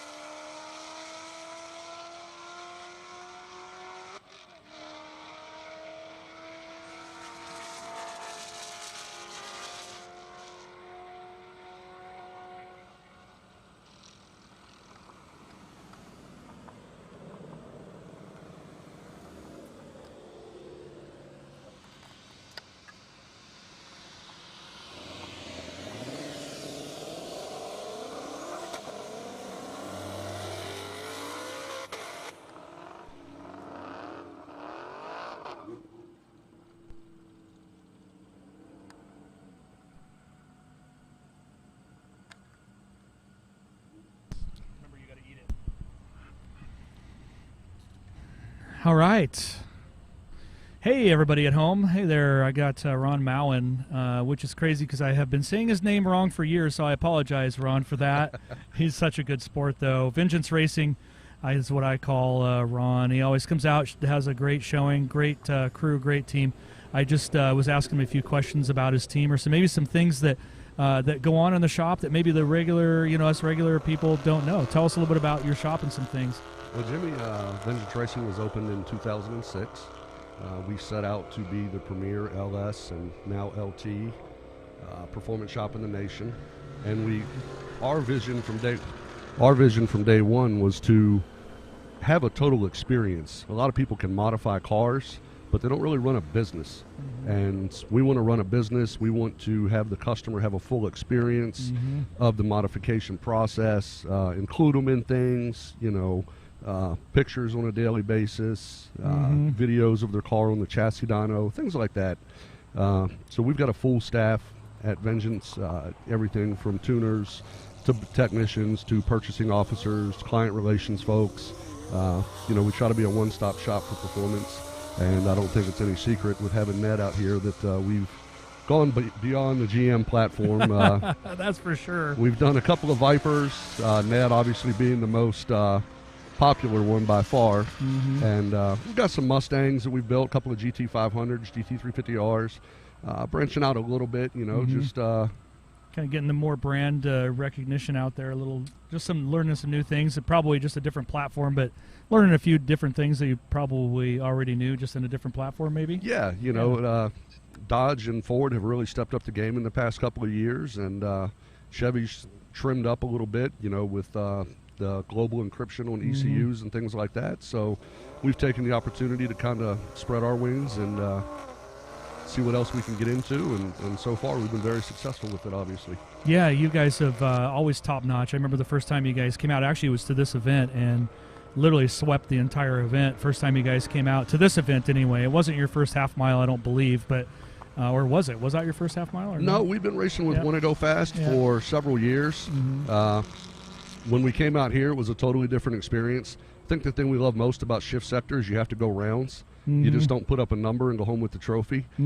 It's really cool to come out here and actually race heads up, and if you break, you're going home with nothing. It's been a great experience coming up here, and that's why we keep coming back. Yeah, it's always great to have Vengeance Racing. I mean, it's one of my favorites for sure. I think anybody that listens to me probably knows that, and it's for good reason, because I can call a car at the beginning of the day, but will I be calling it at the end of the day or maybe the next day? Not always, right? And so you obviously run a real tight ship. Everybody, every one of your customers that I've talked to, Michael Stout, Ned Dunphy, many others, they just say great things. Gina, I've met Gina at Texas T2K. CTSV Chick, I think is what her call sign is. Anyway, great. I think you kind of build a brand and whatnot. Now let's talk about some of the like your LT stuff, right? So I know there's a big change in. I've got some people that are asking us online. That's why I'm asking. Okay. So, like your LT stuff, what are you breaking, or what are you finding that you're breaking on the factory GM LT? Was it the LT4, right? If I'm not mistaken, yeah. So the LT4 stuff. What are you finding as the breaking point on those LT4s, for instance? So I've got a good example of the LT platform out here this weekend. We built my son's 19 ZL1 1LE. You've been calling his name all weekend because he's hot lapping the damn car. LT4 with the stock short block, a stock ported head, and a stock blower. His car made 936 at the wheels. Wow. And it's dead nuts reliable. It is, yeah. He's been very consistent. As a matter of fact, I don't think he's been within, after the first warm-up pass, which you would expect, I think he's been within 2 or 3 miles an hour both days, and the car is still kicking ass. As a matter of fact, I think you must be adding a little bit to it because it seems to be getting a little bit faster, or has been getting a little faster. We've been working with our tuner. I figured. He didn't join us, but he's working with us remotely, and we've been picking up a little bit here and there. We started off the day yesterday at 168, and that was with both of us in the car. Wow. And then worked it up to today a 175.7. 175.7, yep, that's what I called there. So the LT4, in your opinion, is a really good platform. Obviously, 930 horse, for anything that's got a factory block is pretty impressive in my eyes anyway these days, because, They're just not a lot of them that handle it. Seems like it's that 800 horsepower mark, like the old LS, aluminum blocks. They seem to be. Is that what you found too on some of the older LS aluminum blocks? Was 800? Yeah. So the LS3 was probably the most robust of the LS offerings. You could make about 850 on the stock short block, and that was absolutely it. But the LT is just, not only is it stronger, it's a lot more efficient. We're doing heads cam on LT1 cars, and we can make, where you were lucky to make 440 to 460 on a heads cam LS, we're making 530 to 550 wheel on E85 out of just, heads cam, naturally aspirated Camaros and Corvettes. Do you think that's that in relation to that just direct injection as opposed to your typical what you would see injector boss on top of the intake? Do you think it has something to do with that, or is it just the whole package overall is just engineered that way? The DI definitely helps. It is a more efficient fueling system. The cylinder head development that's gone into it is very, very efficient, and they respond well to modification. That's really cool. I don't know a lot about the LT4 or LT1 stuff just yet. I've played with some, and the direct injection stuff was all new to me because the price of admission and the fuel pump alone was like, what? So that was a surprise. But I did notice, on your Vengeance Racing builds, like you've said, that they seem to be pretty reliable up to a higher horsepower for sure. Yeah, we do a lot of Corvettes. We do with like a Magnuson 2650, ported heads and a cam and supporting bolt-ons. We can make 1,050, 1,100 on a stock short block pretty reliably. Are you listening to that at home? Anybody that's chiming in, I mean, that's a pretty relatively simple combination of parts to make over 1,000 horsepower. I mean, that's pretty crazy to me that's where technology and parts and, it's kind of gotten us, right? Because that's what a 2.6 liter, basically, that blower is what, a 2.6 essentially, right? Correct, yeah. So that's pretty impressive. I mean, I know like some of the Kenny Bell stuff's, what are they in the 3.5, 3.8s on some of them? I think a lot 4 liters. Yeah, that's right. And a lot of those seem to be kind of focused on the Ford stuff. I haven't seen a lot on the on the LS based stuff. So that's interesting. You can get that much out of a 2.6 liter Magnuson. Look at the factory C7 ZR1. You can port the factory blower, port the factory heads, put a cam in it and pulleys, and make 1,150 wheel. That's insane. Well, you can if you're at Vengeance Racing. Let's make sure we point that out because I don't think that's the overall norm. I think there's probably a lot of plus and minuses in there, but I would say with the Vengeance Racing package that you guys put together, and this is why you guys are booked so far out, because you want to wait for quality, and that's something that obviously you and your shop just come out with. And so what's your favorite LS build to date? Is it the 10,000 RPM one that you've been running this weekend, or what is your actual favorite LS based build that you've done up to this point in your career? There's two. One of them is the NA car that I've been driving this weekend for the first time, Eddie Blackwell's car for the past 10 or so years. The second one is obviously my personal car. Yeah, I can't wait for that car. I've been literally jonesing to see that. I didn't want to say what you call it because I never know if my PG-13 fans what they'll think of what you can call it. It's your car. You can say what you whatever it is. Well, we've named it Fat Man, and the current build is Fat Man 3.0. It's not because of me being a heavy-set driver. There's some meaning to it with the previous owner that I purchased it from, and my business partner Jay Clegg. Just some dry humor and whatnot, nice. and the name kind of came to be, and it's stuck. And the car's gained a lot of popularity over the years, so we just let it stick. I think it's awesome. I really do. Like I said, that car is more of a show car in my opinion, but I know it. If it comes from Vengeance Racing, it's going to be bad fast. I got a plane taking off. I just want to announce that really quick while we're having our conversation. That's why we're waiting for racing to resume while I'm talking to Vengeance Racing here. But yeah, the Fat Man 3.0, I think the last time I saw it, was it here the first year you guys came out? No. I haven't seen it yet. That car has not been on a track since June of 2017. Okay, I have never seen that car then. No, I was at Charlotte Half Mile and went 217 back when 217 was fast. And it's still fast. I'm just throwing it out there. Yeah, we held the Corvette world record at that time, and I threw the chute coming through the traps, and the anchor ripped off the back of the car. And I went out into a pasture similar to what's out here beside the runway, about 100, 150 yards. Oh man! we took it off the track to improve the safety that was in the car and kind of set a standard for the shop, let our customers know that we weren't just pushing them to do it, we were doing it too. And that's when it evolved into what you have seen on social media now. Yeah, it's impressive. If you haven't checked it out, Ron, where would they find you? Probably Instagram, Facebook. What's your biggest medium where people can find Vengeance Racing? We're big both on Facebook and Instagram. Facebook is just Vengeance Racing, and then at Vengeance Racing on Instagram, and then our website is vengeanceracing.net. Yeah, you're going to find a lot of stuff there. Well, I tell you, really, it's great. You finally come by for an interview. Now I know why he wasn't, because I've been saying his name wrong for so many years, his last name wrong for so many years, so I apologize for that. But I would say you've been a great sport as always, and Vengeance Racing in the house is what I like to say, because let's face it, they come out here to win, and they do, and you just have a great group of employees, and I would just call them part of your team, and absolutely, obviously your customers. Everywhere I go, Texas T2K, and obviously these events, everybody's just, it's like you're joining a family. It's kind of cool. That's what we set it up to do. We really do. I like to be the dumbest person in the room any chance I can get, and I like to surround myself with greatness. You get great customers and great employees, and it's a recipe for success. Yeah, you're definitely on the right track there, and I'm telling you right now, you lost because I'm the dumbest guy in the room right now. So, but yeah, I think you're on the right path, and once again, I appreciate you coming by for an interview, and continued success, my friend. Thank you, buddy. I appreciate all the love. Absolutely. Thanks a lot.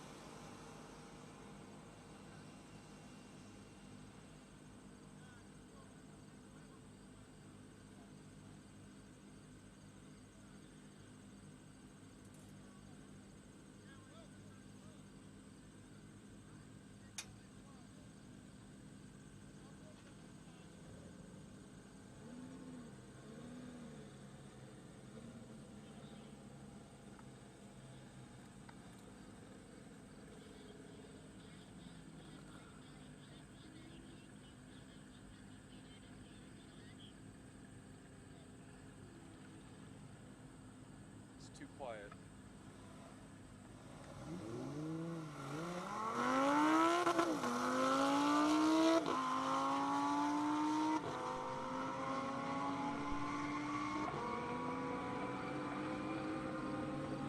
All right, we are back to racing. Once again, appreciate Vengeance Racing coming over for a chat. Hopefully you guys learned some stuff that maybe you didn't know about Vengeance Racing, so can't say enough great things about them. That was Peter going through the traps in that AMG 153.11. Julian with a 146.7. I know Tiffany, she disappeared on me. I'm not sure where she's at now, but she said she had a really good time in one of Julian's Lambos. I got David Perlman, Dallas Performance, coming up here. Been about a 206.3 in this one.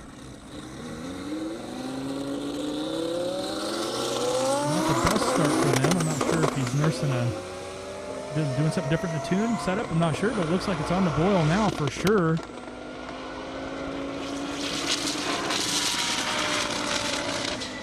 That wasn't all the boost, it was all of it. 2,500 horse mile an hour. I'm not sure what that looks like. Probably just that 200 if I was to make a guess. It is 200.80. I'm getting better at calling these just from visual. It's a great job there.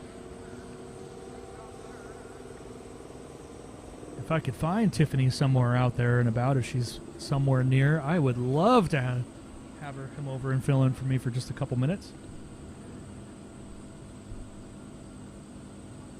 Brandon coming up in that Audi R8, Avarius in that 911 Turbo S. Been a best of 158. The Turbo S is fantastic. Brandon right at 151.5.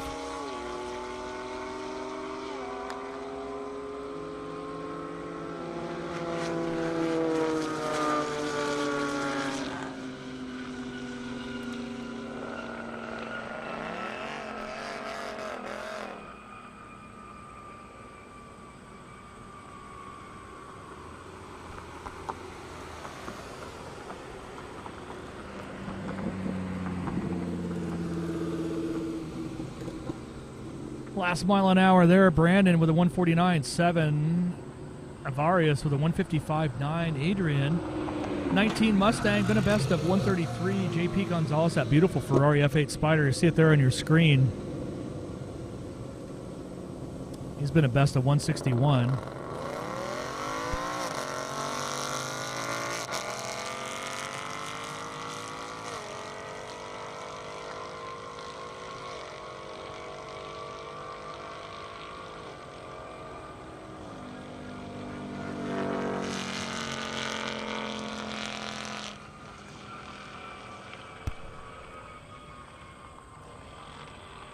Adrian Rojas at 132.6 and Gonzalez at 120.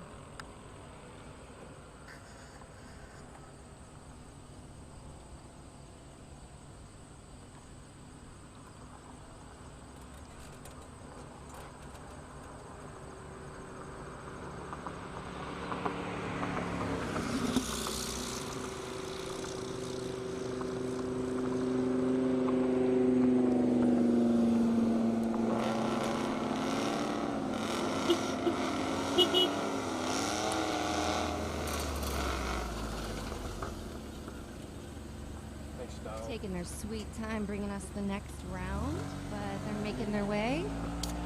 Let's see who we got.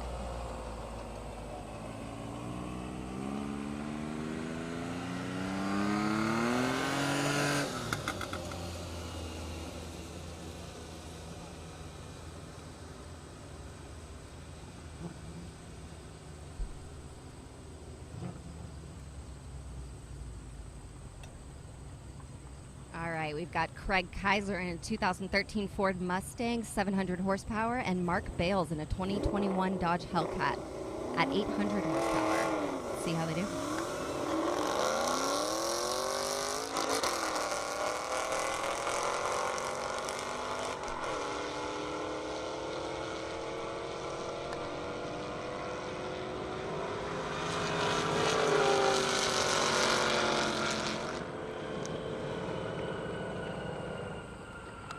Ooh, 152.1 for Craig and 155.9 for Mark.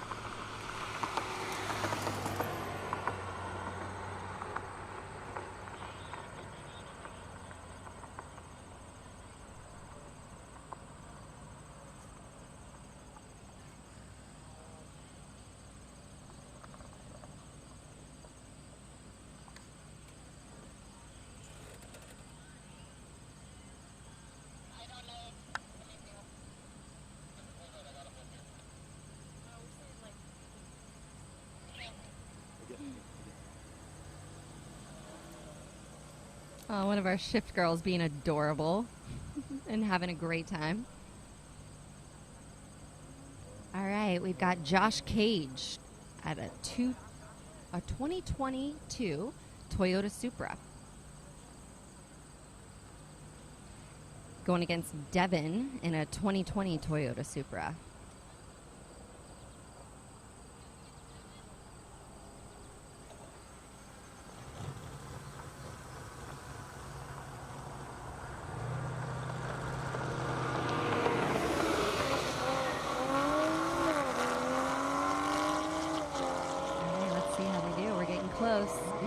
Head-to-head, pretty much. Oh, no, creating some distance now. And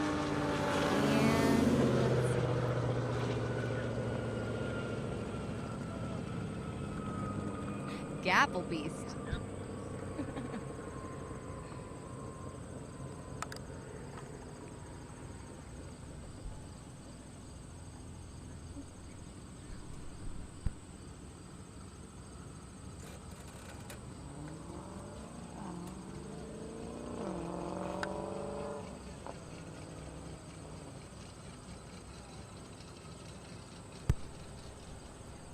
We just want to have a little shout out for our veterans out there. Just want to say how important you guys are and how much we are so grateful for your service. Thank you so much for all that you do for us.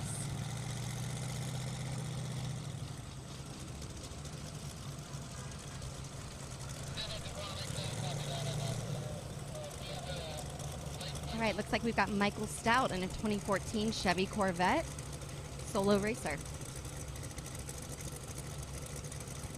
Looks like he's looking to beat 202.4.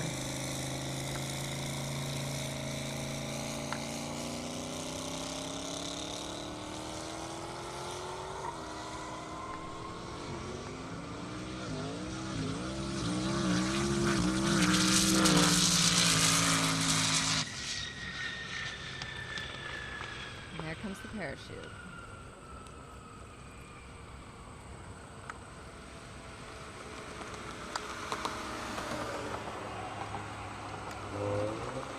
Stout clocking 191.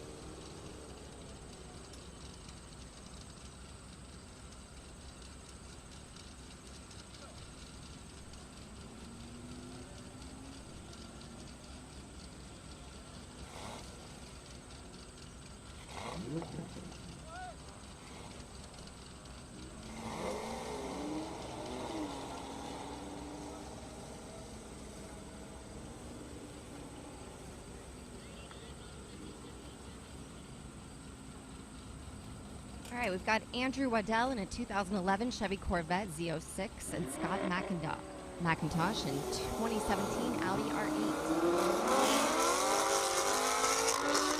Looks like both of these guys are looking to beat their highest speed at 157.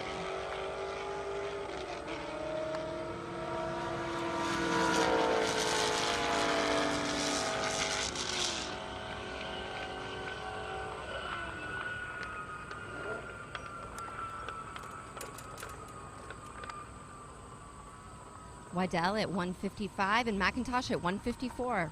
Pretty close.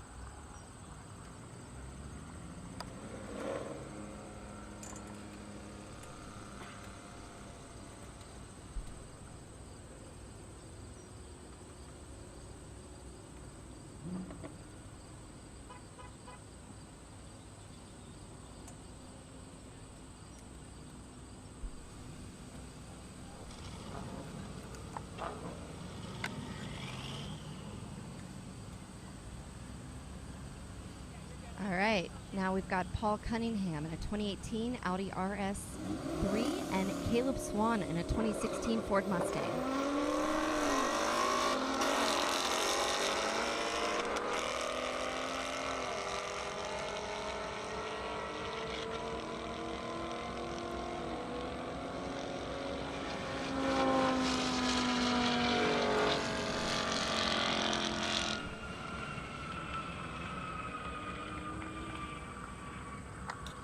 Swan at 133 and Cunningham at 149.7. Up next, we have Taylor in a 2017 Chevy Camaro ZL1 and Michael Jordan in his 2015 Nissan GTR. GTR's got 1,200 horsepower.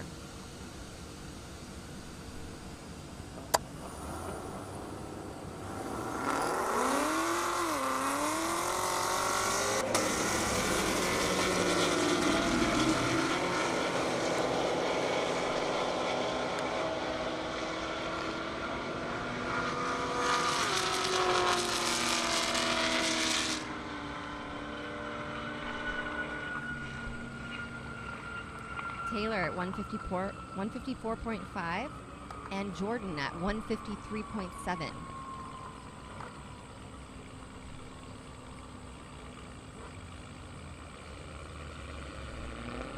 Now we've got Jamie Hopkins in the 2018 Audi R8 and Julian Bassler in 2015 Nissan Nismo. Audi R8 is coming in at 1,500 horsepower.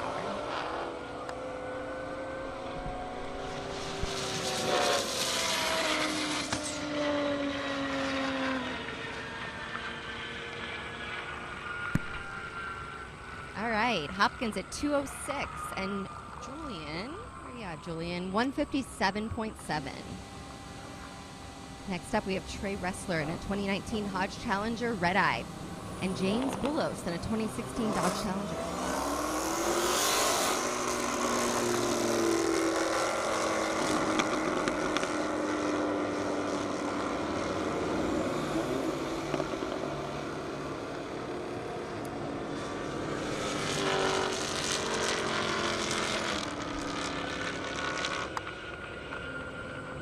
Trey at 150.5 and James at 149.1.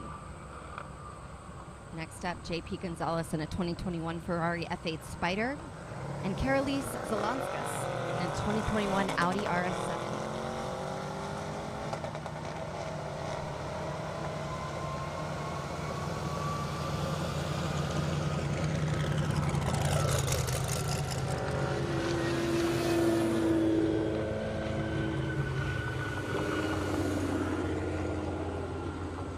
JP at 158.3, Karolise at 150.5.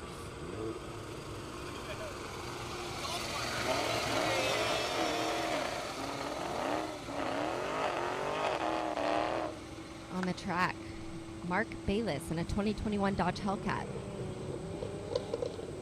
and Jason Burrow in a 2016 Dodge Hellcat.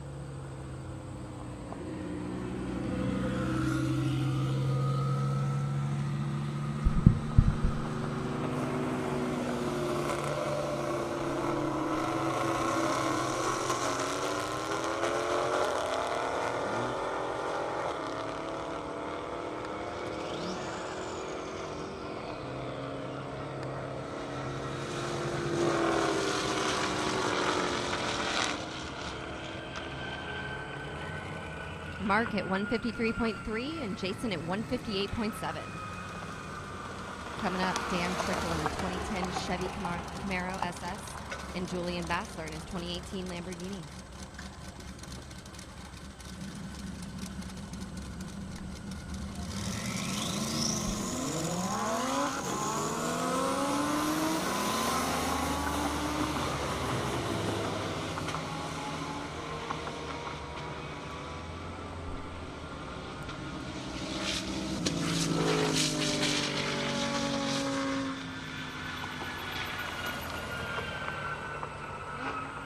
Got the Camaro at 179 and Julian in the Lamborghini at 142.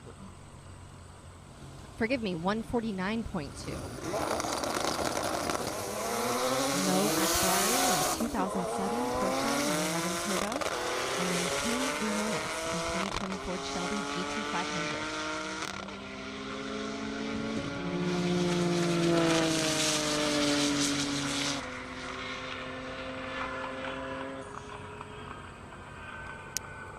Quite a bit of space between those two. Not sure what happened there, but let's see how they went. Mo at 186.7 and King at 101.4. Up next, Aviaris Norcas at a 2015 Porsche 911 Turbo S, and Josh Cage in a 2022 Toyota Supra.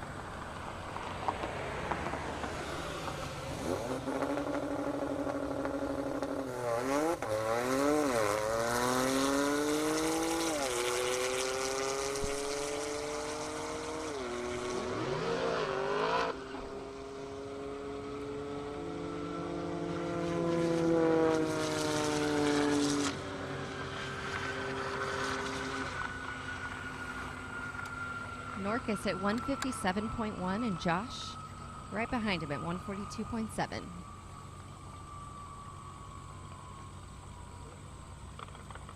Devin McHorter in a 2022 Toyota Supra, and Kaden Malin in a 2019 Chevy Camaro.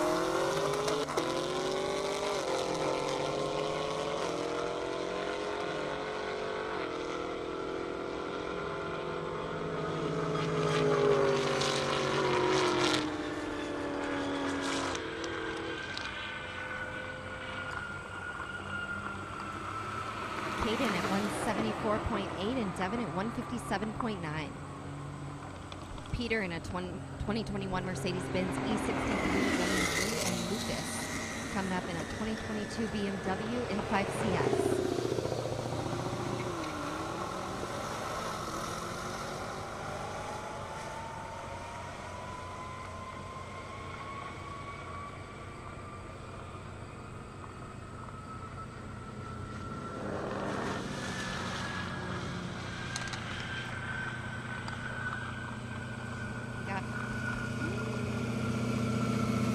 Yeah, the Benz at 155.5, and Lucas in his BMW at 152.1. Next up, we have Matt in a 2022 Audi R8 and Caleb in a 2016 Ford Mustang.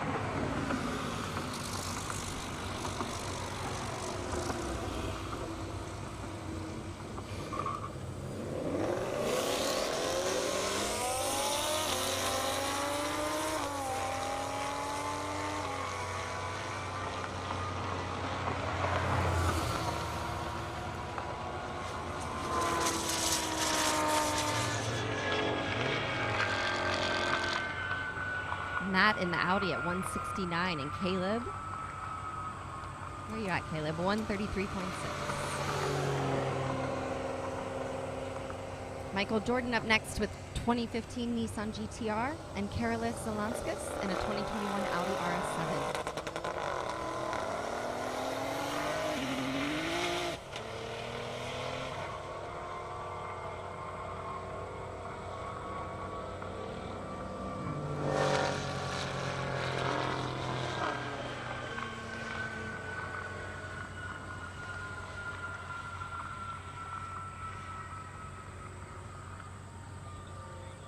Karolis at 153 and Jordan at 97.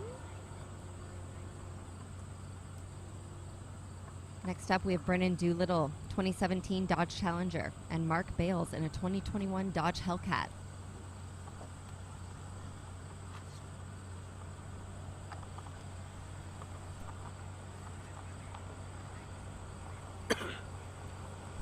Looks like we're going to have a plane taking off here shortly, so we're going to have a cool track here in a minute. Going to get this race done first, though.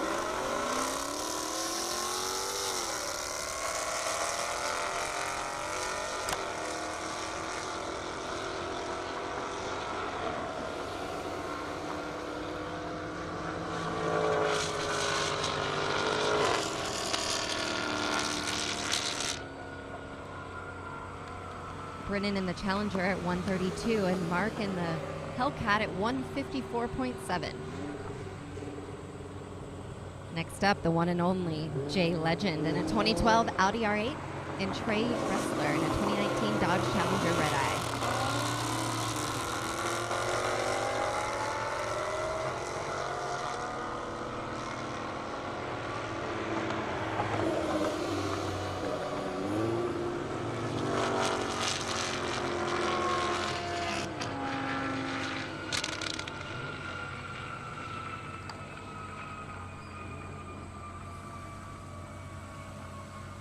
Legend at 141 and Trey at 149.7.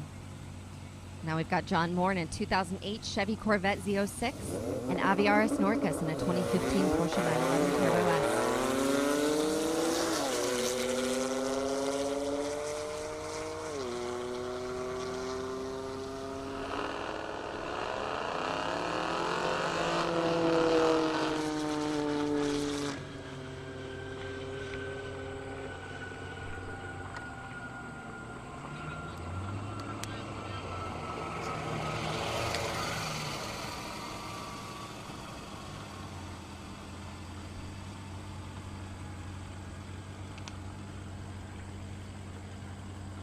Like Aviaris hit 157.7. John Moore, it's telling me 84, but I'm thinking that can't be. Next up, Brandon Donnell in the 2021 Audi R8 and Briar Madden in the 2016 Dodge Challenger E.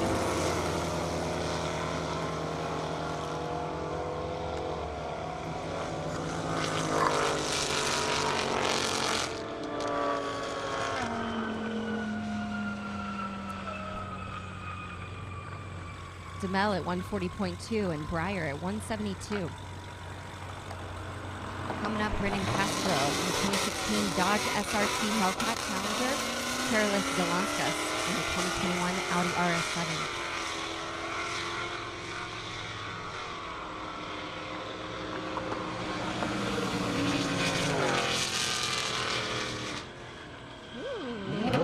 Caught up with him there. Brennan at 164.3, Carolise at 152.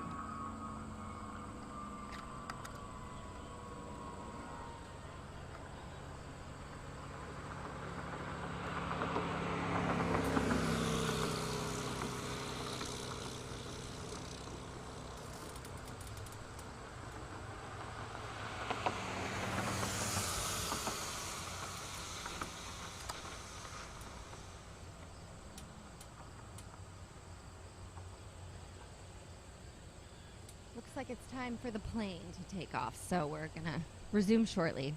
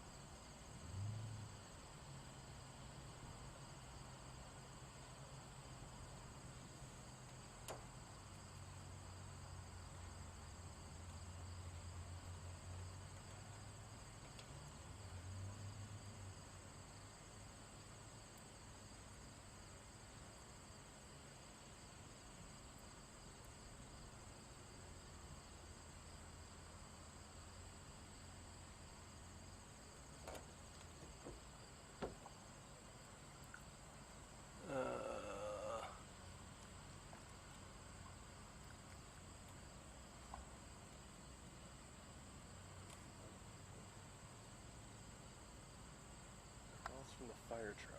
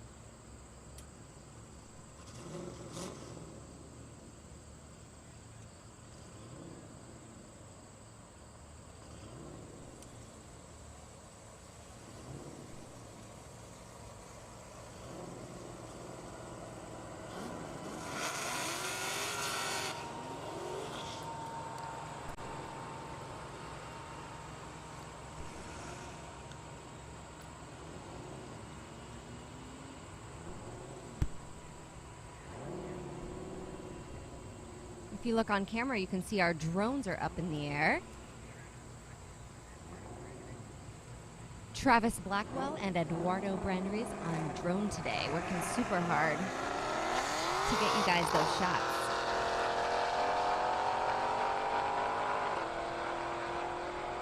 Looks like we're almost done with our break. Yeah. We got Derek Downing in a 2009 Cadillac CTS and Garrett Van Winkle in a 2012 Dodge Charger. Let's see how they did.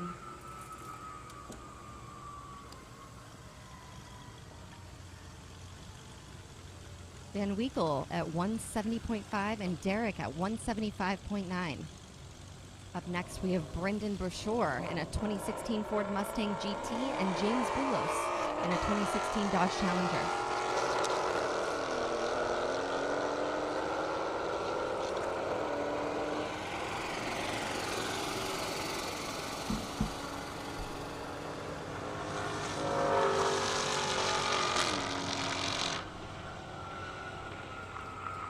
Brendan at 132.5. James at 146.1. Christopher Ambrosetti in a 2008 Ford Mustang Shelby GT500 and Quentin Tyser in a 2011 Camaro SS Camaro. Don't know why it says that twice.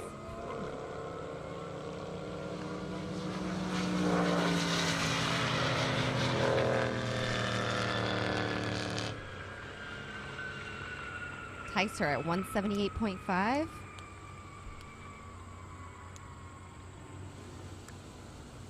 And Ambrosetti at 137.9.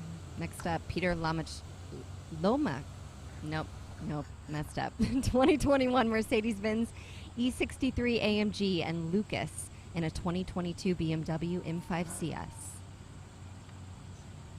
Lomagistro. I think I got it that time. Peter Lomagistro.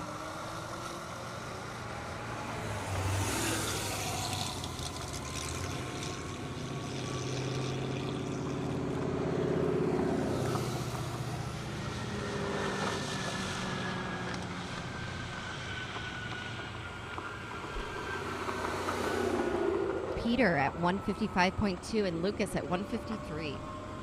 Brennan Doolittle in a 2017 Dodge Challenger and Mike McCarley in a 2012 Chevy Corvette GR1.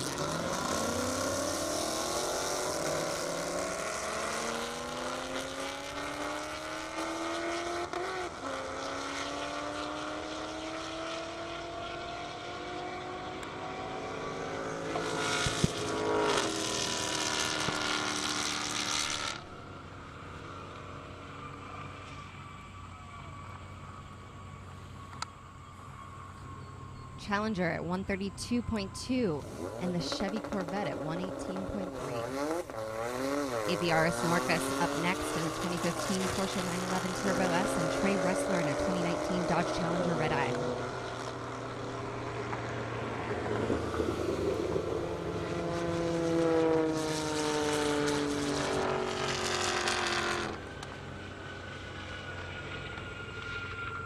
Norcus at 159.1, Trey at 149.8. Brandon DeMel in a 2021 Audi R8, and Lindsey Bolding in a 2015 Ford Mustang GT up next.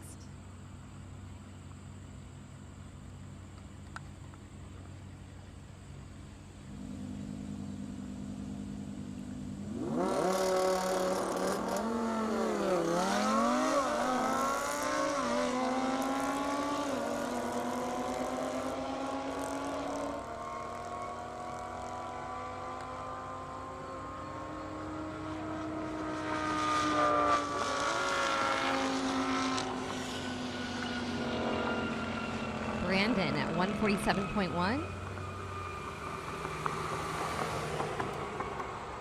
And Lindsay at 125.7.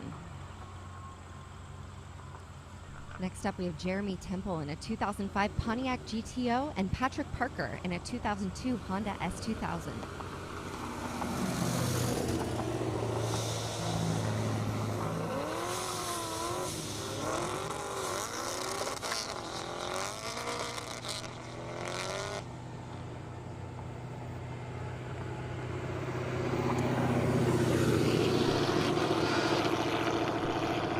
Both let out, it looks like. Patrick a little bit sooner.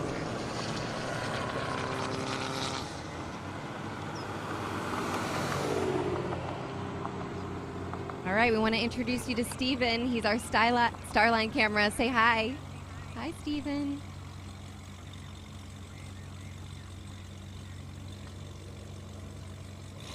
Steven's going to grab a shot of David down there at the start line, getting all the action for us.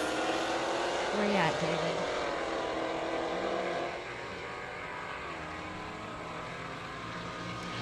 All right, we've got Brennan Castro in the Dodge SRT Hellcat, and Jonathan Utley in the Chevy Camaro ZL1. Brennan at 166. And Jonathan at 150. Next up on the track, Todd Nall, 2007 Porsche GT3, and Jay Legend in his 2012 Audi R8. Looks like Todd's trying to beat 205.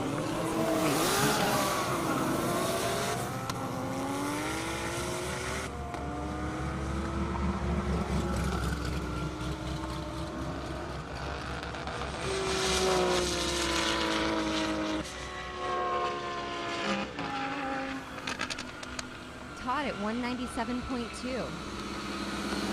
And Jay Legend at 140. Next up, our guy Peter Lama. Dang it. I went in with confidence. Peter Lamagistro in a 221 Mercedes-Benz E63 AMG, and Daniel Bartram in a 2012 Ford Mustang.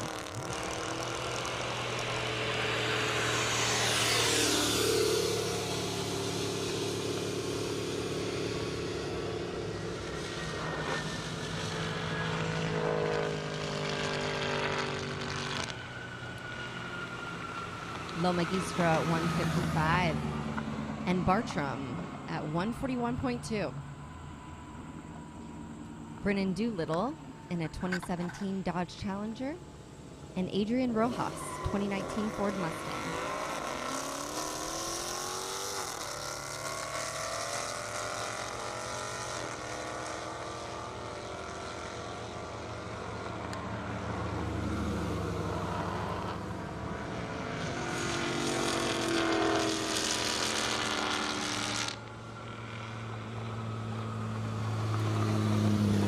Little at 132.8, and Rojas at 131.6.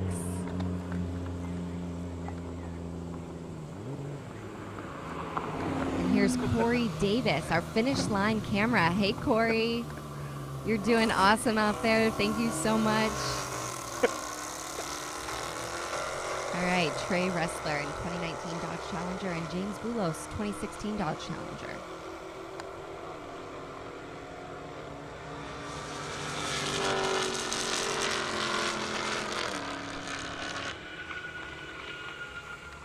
Wrestler at 151.6, Boulos at 147.6.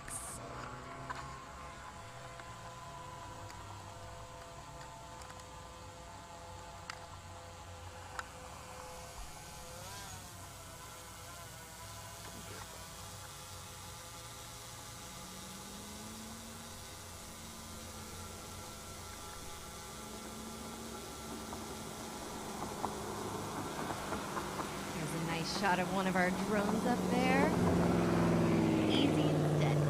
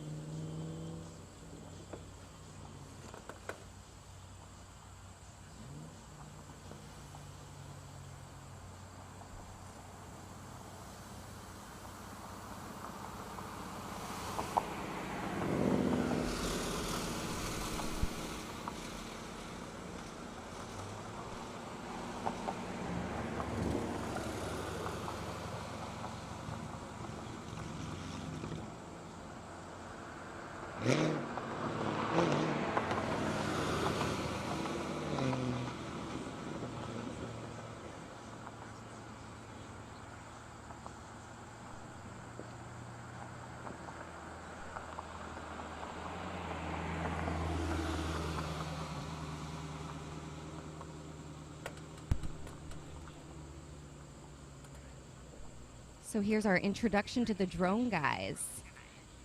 The whole reason why we're able to see the way we're seeing today.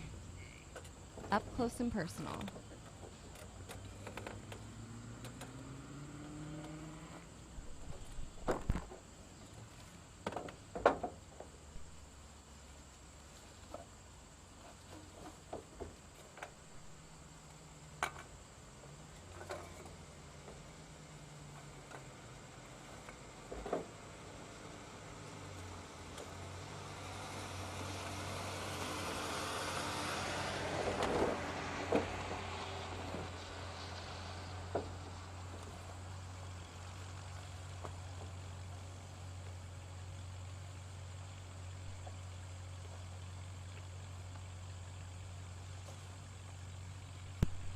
All right, let's try this again. Here are our drone guys. We have Eduardo Brandrez and Travis. There they are. Travis Blackwell and Eduardo Brandrez. Hey, guys. You're killing it. Yes. Nice.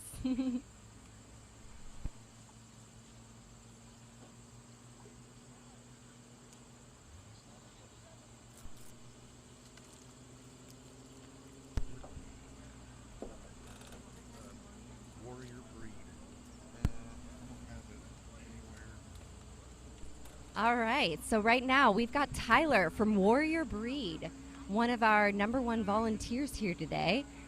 So nice to meet you, Tyler. I hear that this would literally not be happening with all of the work that you're doing. Tell me a little bit about your nonprofit. Warrior Breed is a 501c3 nonprofit organization. We are all veteran-based, 100%, and you know, we help veterans in need with anything that they might need: wheelchair ramps, Wow. home repairs, appliances, groceries, car repairs. It doesn't matter what it is. So this is one of our biggest fundraisers for the entire year, Okay. and 100% of all of our proceeds go back out to helping veterans in need. That's amazing. And how long have you guys been an organization? Warrior Breed was founded in 2014, but we're for the state of Indiana. We've been around since 2019, but we've been coming to the Airstrip attack since 2017, I believe it was our first year out here. So I think this is our 6th year out here, providing all the volunteers for Tyler, the if you whole could just event. speak into the microphone a little bit closer. You got to sorry almost about eat that. it in order for them to hear you. Yeah, but yeah, this is our 6th year providing all of the volunteers for the entire event. And how many people? We've had, this year we had, I think 67 volunteers that are, either members of the club or supporters of our mission. Wow, Yep. wow, that's awesome. So, And did you come out here with any goals as far as your fundraising? we have goals that we set. We always want to exceed the previous year of fundraising. Shift Sector and Ignite Racing Fuel have always been big supporters of Warrior Breed, and we've received donations from many of the sponsors. Vengeance Racing and English Racing was out here a couple times, and they've made donations to the club as well. So our goal is always to exceed our previous year's donations, because then we're able to help more veterans in need. And so we don't have a specific number goal in mind, but as long as we exceed our previous year, and we have done that consistently for 6 years. So amazing. Well, please tell us, how do we donate? Where do they go? What website? So you can actually, we do have a vendor tent here at the event. It's next to Forge Line Wheels over near the registration tent for Shift Sector for the event. So we do accept cash donations. We have a Venmo and a Cash App that you can make donations to as well. And if you have checks that you would like to write, just make them out to Warrior Breed MC, Indiana. And if you need that information, feel free to stop by the event or our event tent, and we can provide that for you. And we can also provide anyone that makes a large donation as well, if they choose to, with a federal tax ID for tax purposes, so they can use it as a write-off. Awesome. Well, we appreciate your sponsorship above and beyond. More than we can really say. Thank you so much for joining us, Tyler, and for all of the hard work you're doing. No problem. Appreciate you guys letting us come out year after year, and look forward to, dominating again next year. So thank you. Yes, sir. Absolutely. Good. Thank you very much. Thank you. So nice to meet you. It was nice meeting you too.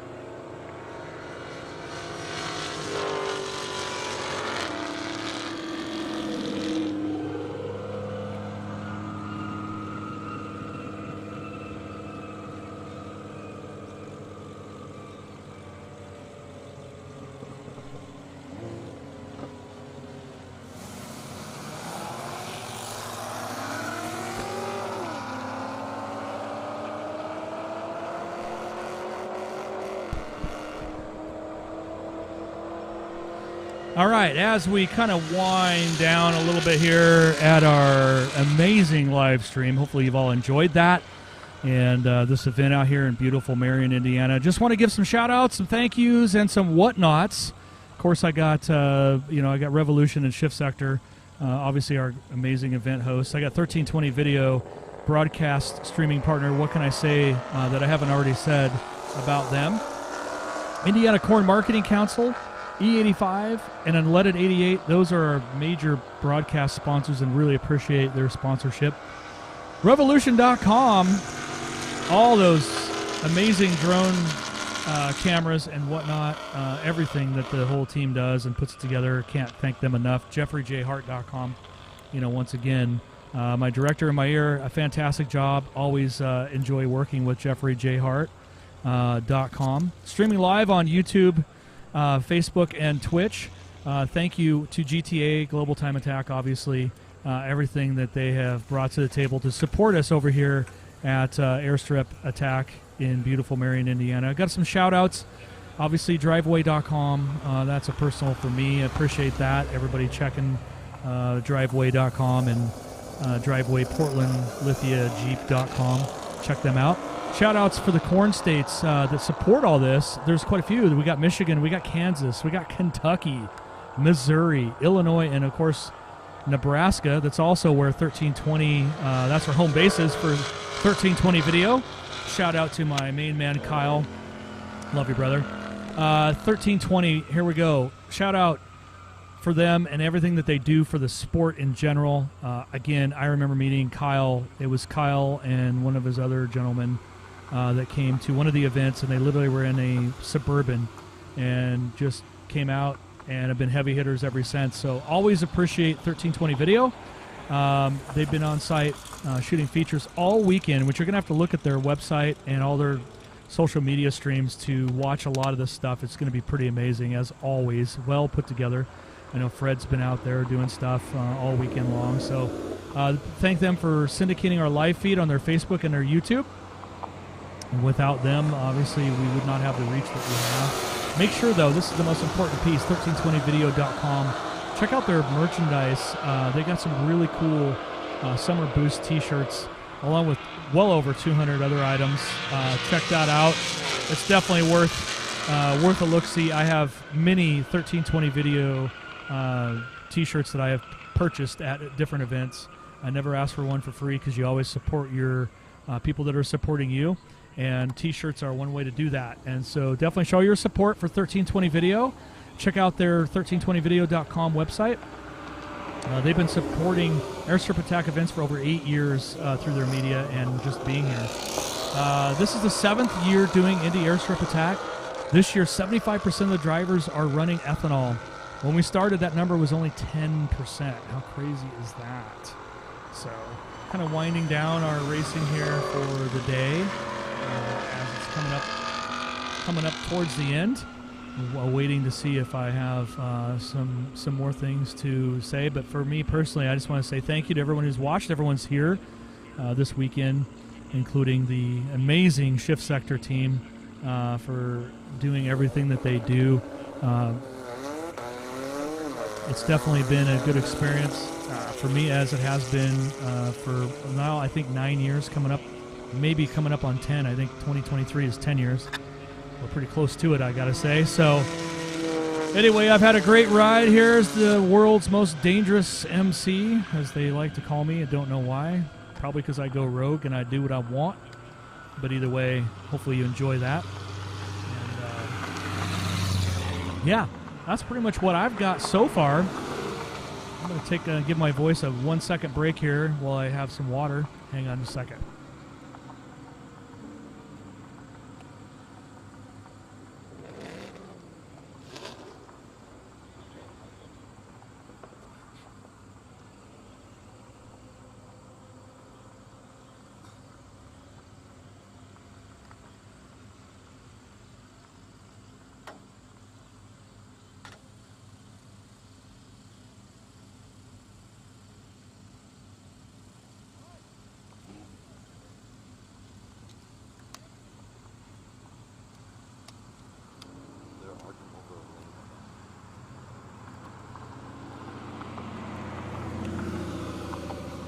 So what you see on your camera there at home, or if you're here live, they're negotiating on who gets what lane, and it sounds like they're being a little picky on which lane each of them want. And so I guess we're going to run them. This is the finals, by the way, and I think they're going to run them basically one at a time because they can't agree on that. So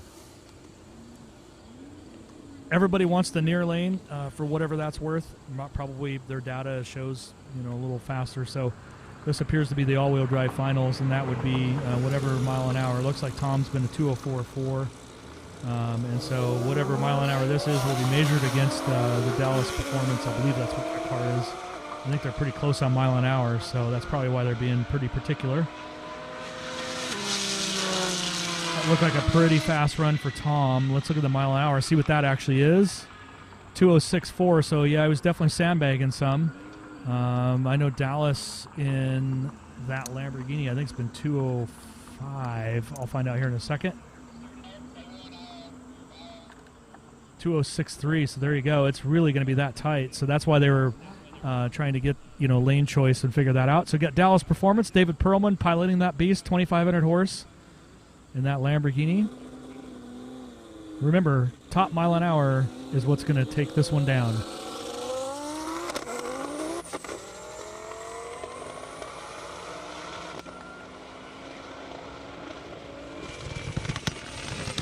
shooting flames. I'm sure you can see that on. I don't see anything coming out of the car, but I would say definitely the GTR for the mile-an-hour win on that one, which would be Tom. Congratulations on that. Not sure what happened. It sounded like it had a Pops and Bangs tune.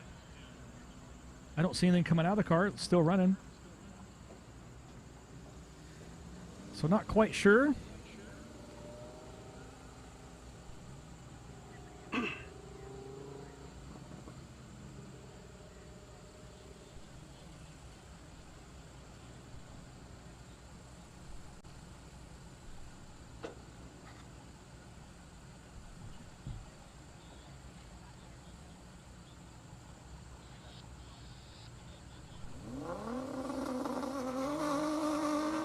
Little arm drop action, Lamborghini, and of course GTR. Julian Bassler's, of course.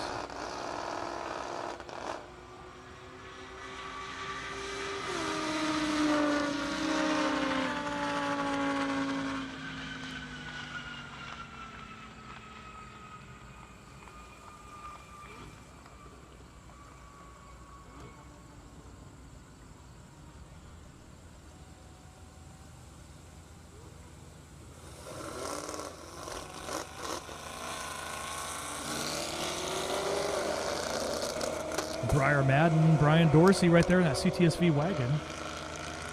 Could be a good run here. It was until it wasn't. Looks like the purple car, something happened, not sure what. Brian Dorsey in the wagon though, good mile an hour for him. I'm just waiting for it to pop up on my screen. Looks like 159.1, what I'm seeing. Breyer's getting to the finish line. Still running, so I'm not sure what's up.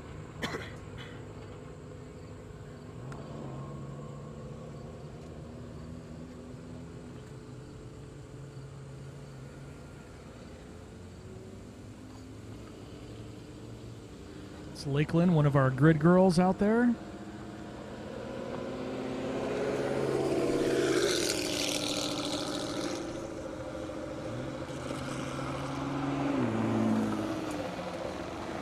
Brennan Doolittle in the Challenger. Caleb Swan in the Mustang.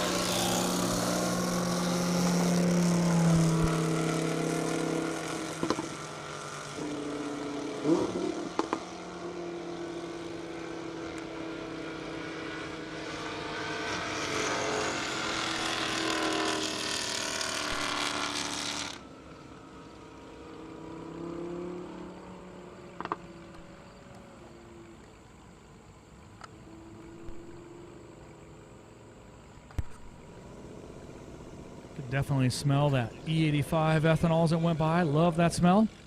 Adrian in the Mustang. Jay Legend in that Audi R8. Oh, shit. Oh, yeah. Oh, Tiffany's driving the car. Oh, that's where she went. I get it. And JB, look at that. Both of my interviewers are driving. How did they get that lucky? I'm over here doing work. They're out there having a good time. Well, more power to them. Let's see what Tiffany can do. It's been a best of 141. Something tells her she'll go 140 even.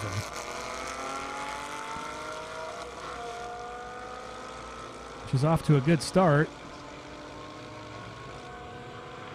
Go, Tiffany, go. Oh, the Mustang's going to edge by her.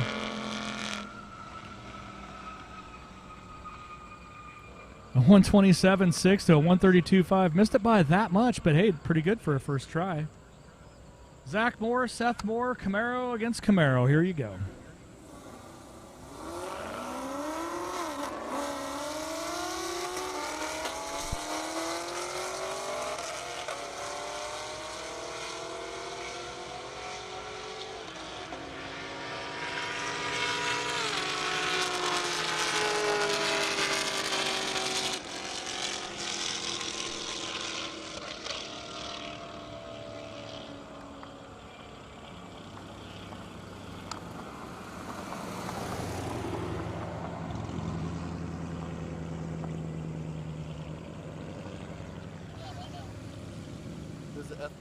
Who's the Ethanol Finals? Ethanol Finals.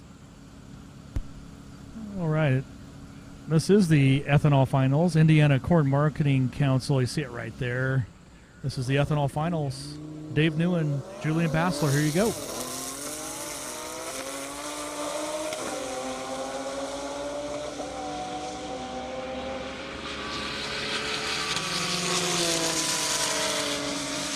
Mile an hour is what's going to win, not who got there first. Coming up, 201 for Julian, 194 for Dave. Lamborghini advantage and the win for the Ethanol Finals. Great job.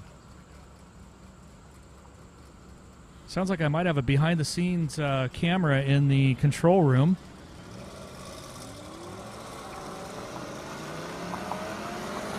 So everybody at home, you get to see kind of what's going on there. A little behind the scenes, if you will.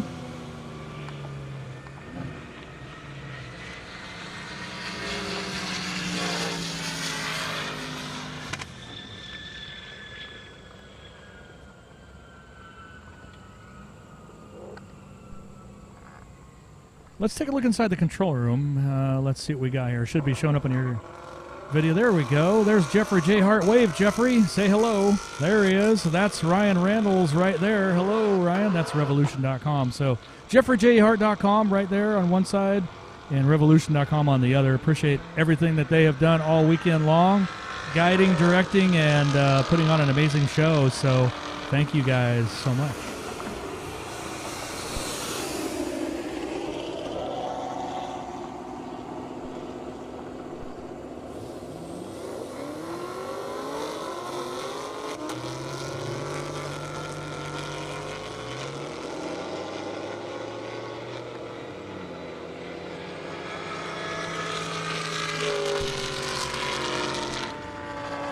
So tell me a little bit, Tiffany, I don't know if your microphone's on, if it's not. Tell me a little bit how that went down. Sounds like you went 126 miles an hour and you drove that Audi R8. Tell me a little bit about it.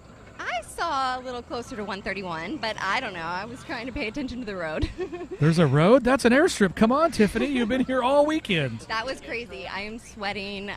You look a little nervous. You okay? You're shaking a little? My adrenaline's like up here for sure. Yeah. But I'm mostly really impressed with myself. Yeah? Because I was brave.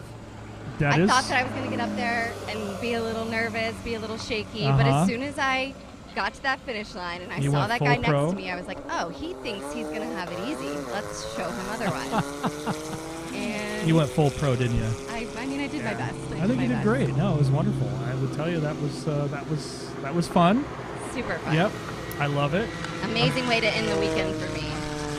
I would say you've had a pretty epic weekend. How would you rate it? Absolutely. 10 out of 10. Well, that's just what you dealing with me, but I'm just thinking everything else that you did. How was that? 11 out of 10.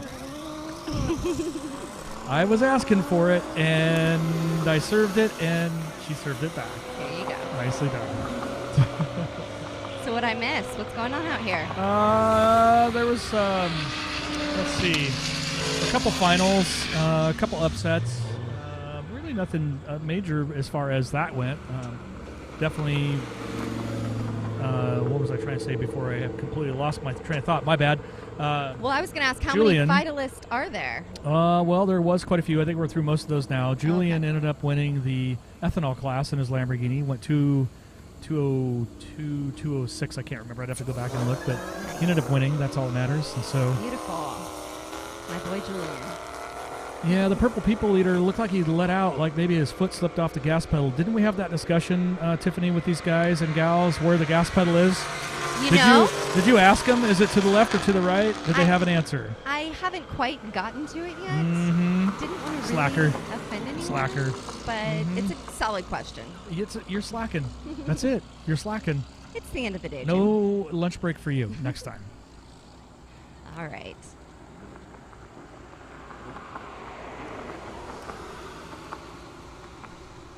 All right, so, end of the day, obviously it's been a pretty amazing event, and obviously we've had a lot of help with, with our sponsors. Casey's, which is local, and they have, to be fair, they have convenience stores all over the place. So I want to give a big shout out to Casey's, Dover Fueling Solution, American Lung Association, great supporters for some time. Obviously, on our local front, we've got Indiana Corn Marketing Council, First Farmers Bank and Trust, Quick Rev Performance, Indy's Garage, Elite Finish Detail, Dallas Performance, Calvo Motorsports, Sissio Performance, AIM Performance, Vengeance Racing, Roush Performance, South Central Concrete, Graham Rahal, they had a nice showing out here, Fat House Performance, Underground Racing, 2 of the fastest mile an hour of the weekend, not surprised, Northgate Transmissions, Auto House, here's one of them. They're so small on my shirt I can have a hard time reading. Lingenfelter, obviously big showing. CSF Radiators, Cudick Works, Warrior Breed Motorcycles, Forge Line Wheels, and Ignite Racing Fuel. So that kind of is a pretty good roundabout how much support we have for this, and can't thank everyone enough. The crazy thing is it's starting to get a little dark here, and it's a little early for it to get dark, so I don't know. You were out there actually racing. Did it feel like maybe there was some rain coming, or is there something going on I should be aware about? You know, I can't say that I felt it, but I did look at the forecast earlier, and I think closer to 5 p.m. we get, the more likely we're going to see some rain. So hopefully it doesn't come until we're done with our finalists. That's true. That's true. I got Jeffrey J. Hart in my ear. What do you got, Jeff?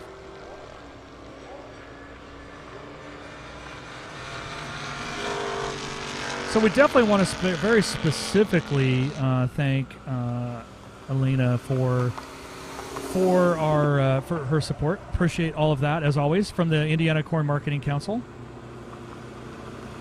And then, of course, Unleaded 88 and E85. 1320, our official syndication partner and friends. Jason Deanhart, obviously, thank you so much, my friend, from Global Time Attack GTA from Twitch for that feed and that link. Appreciate everything you do.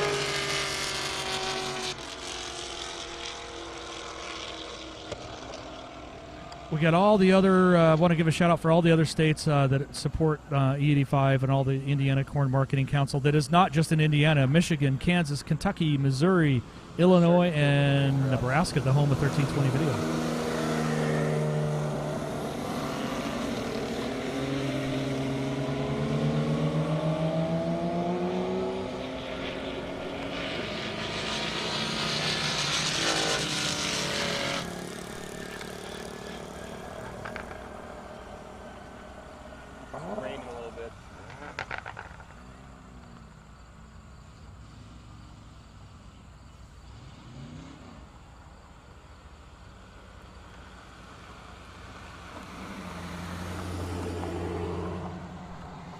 All right, from all of us here, I got to say thank you, the whole team, all the teams combined here. Thank you for watching the Indy Airstrip Attack, of course, brought to you by the Indiana Corn Marketing Council, E85 and Unleaded 88.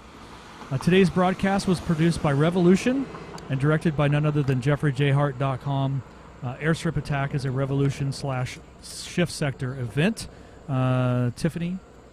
Just so grateful to have been a part of this. Thank you all so much for your participation, your sponsorship.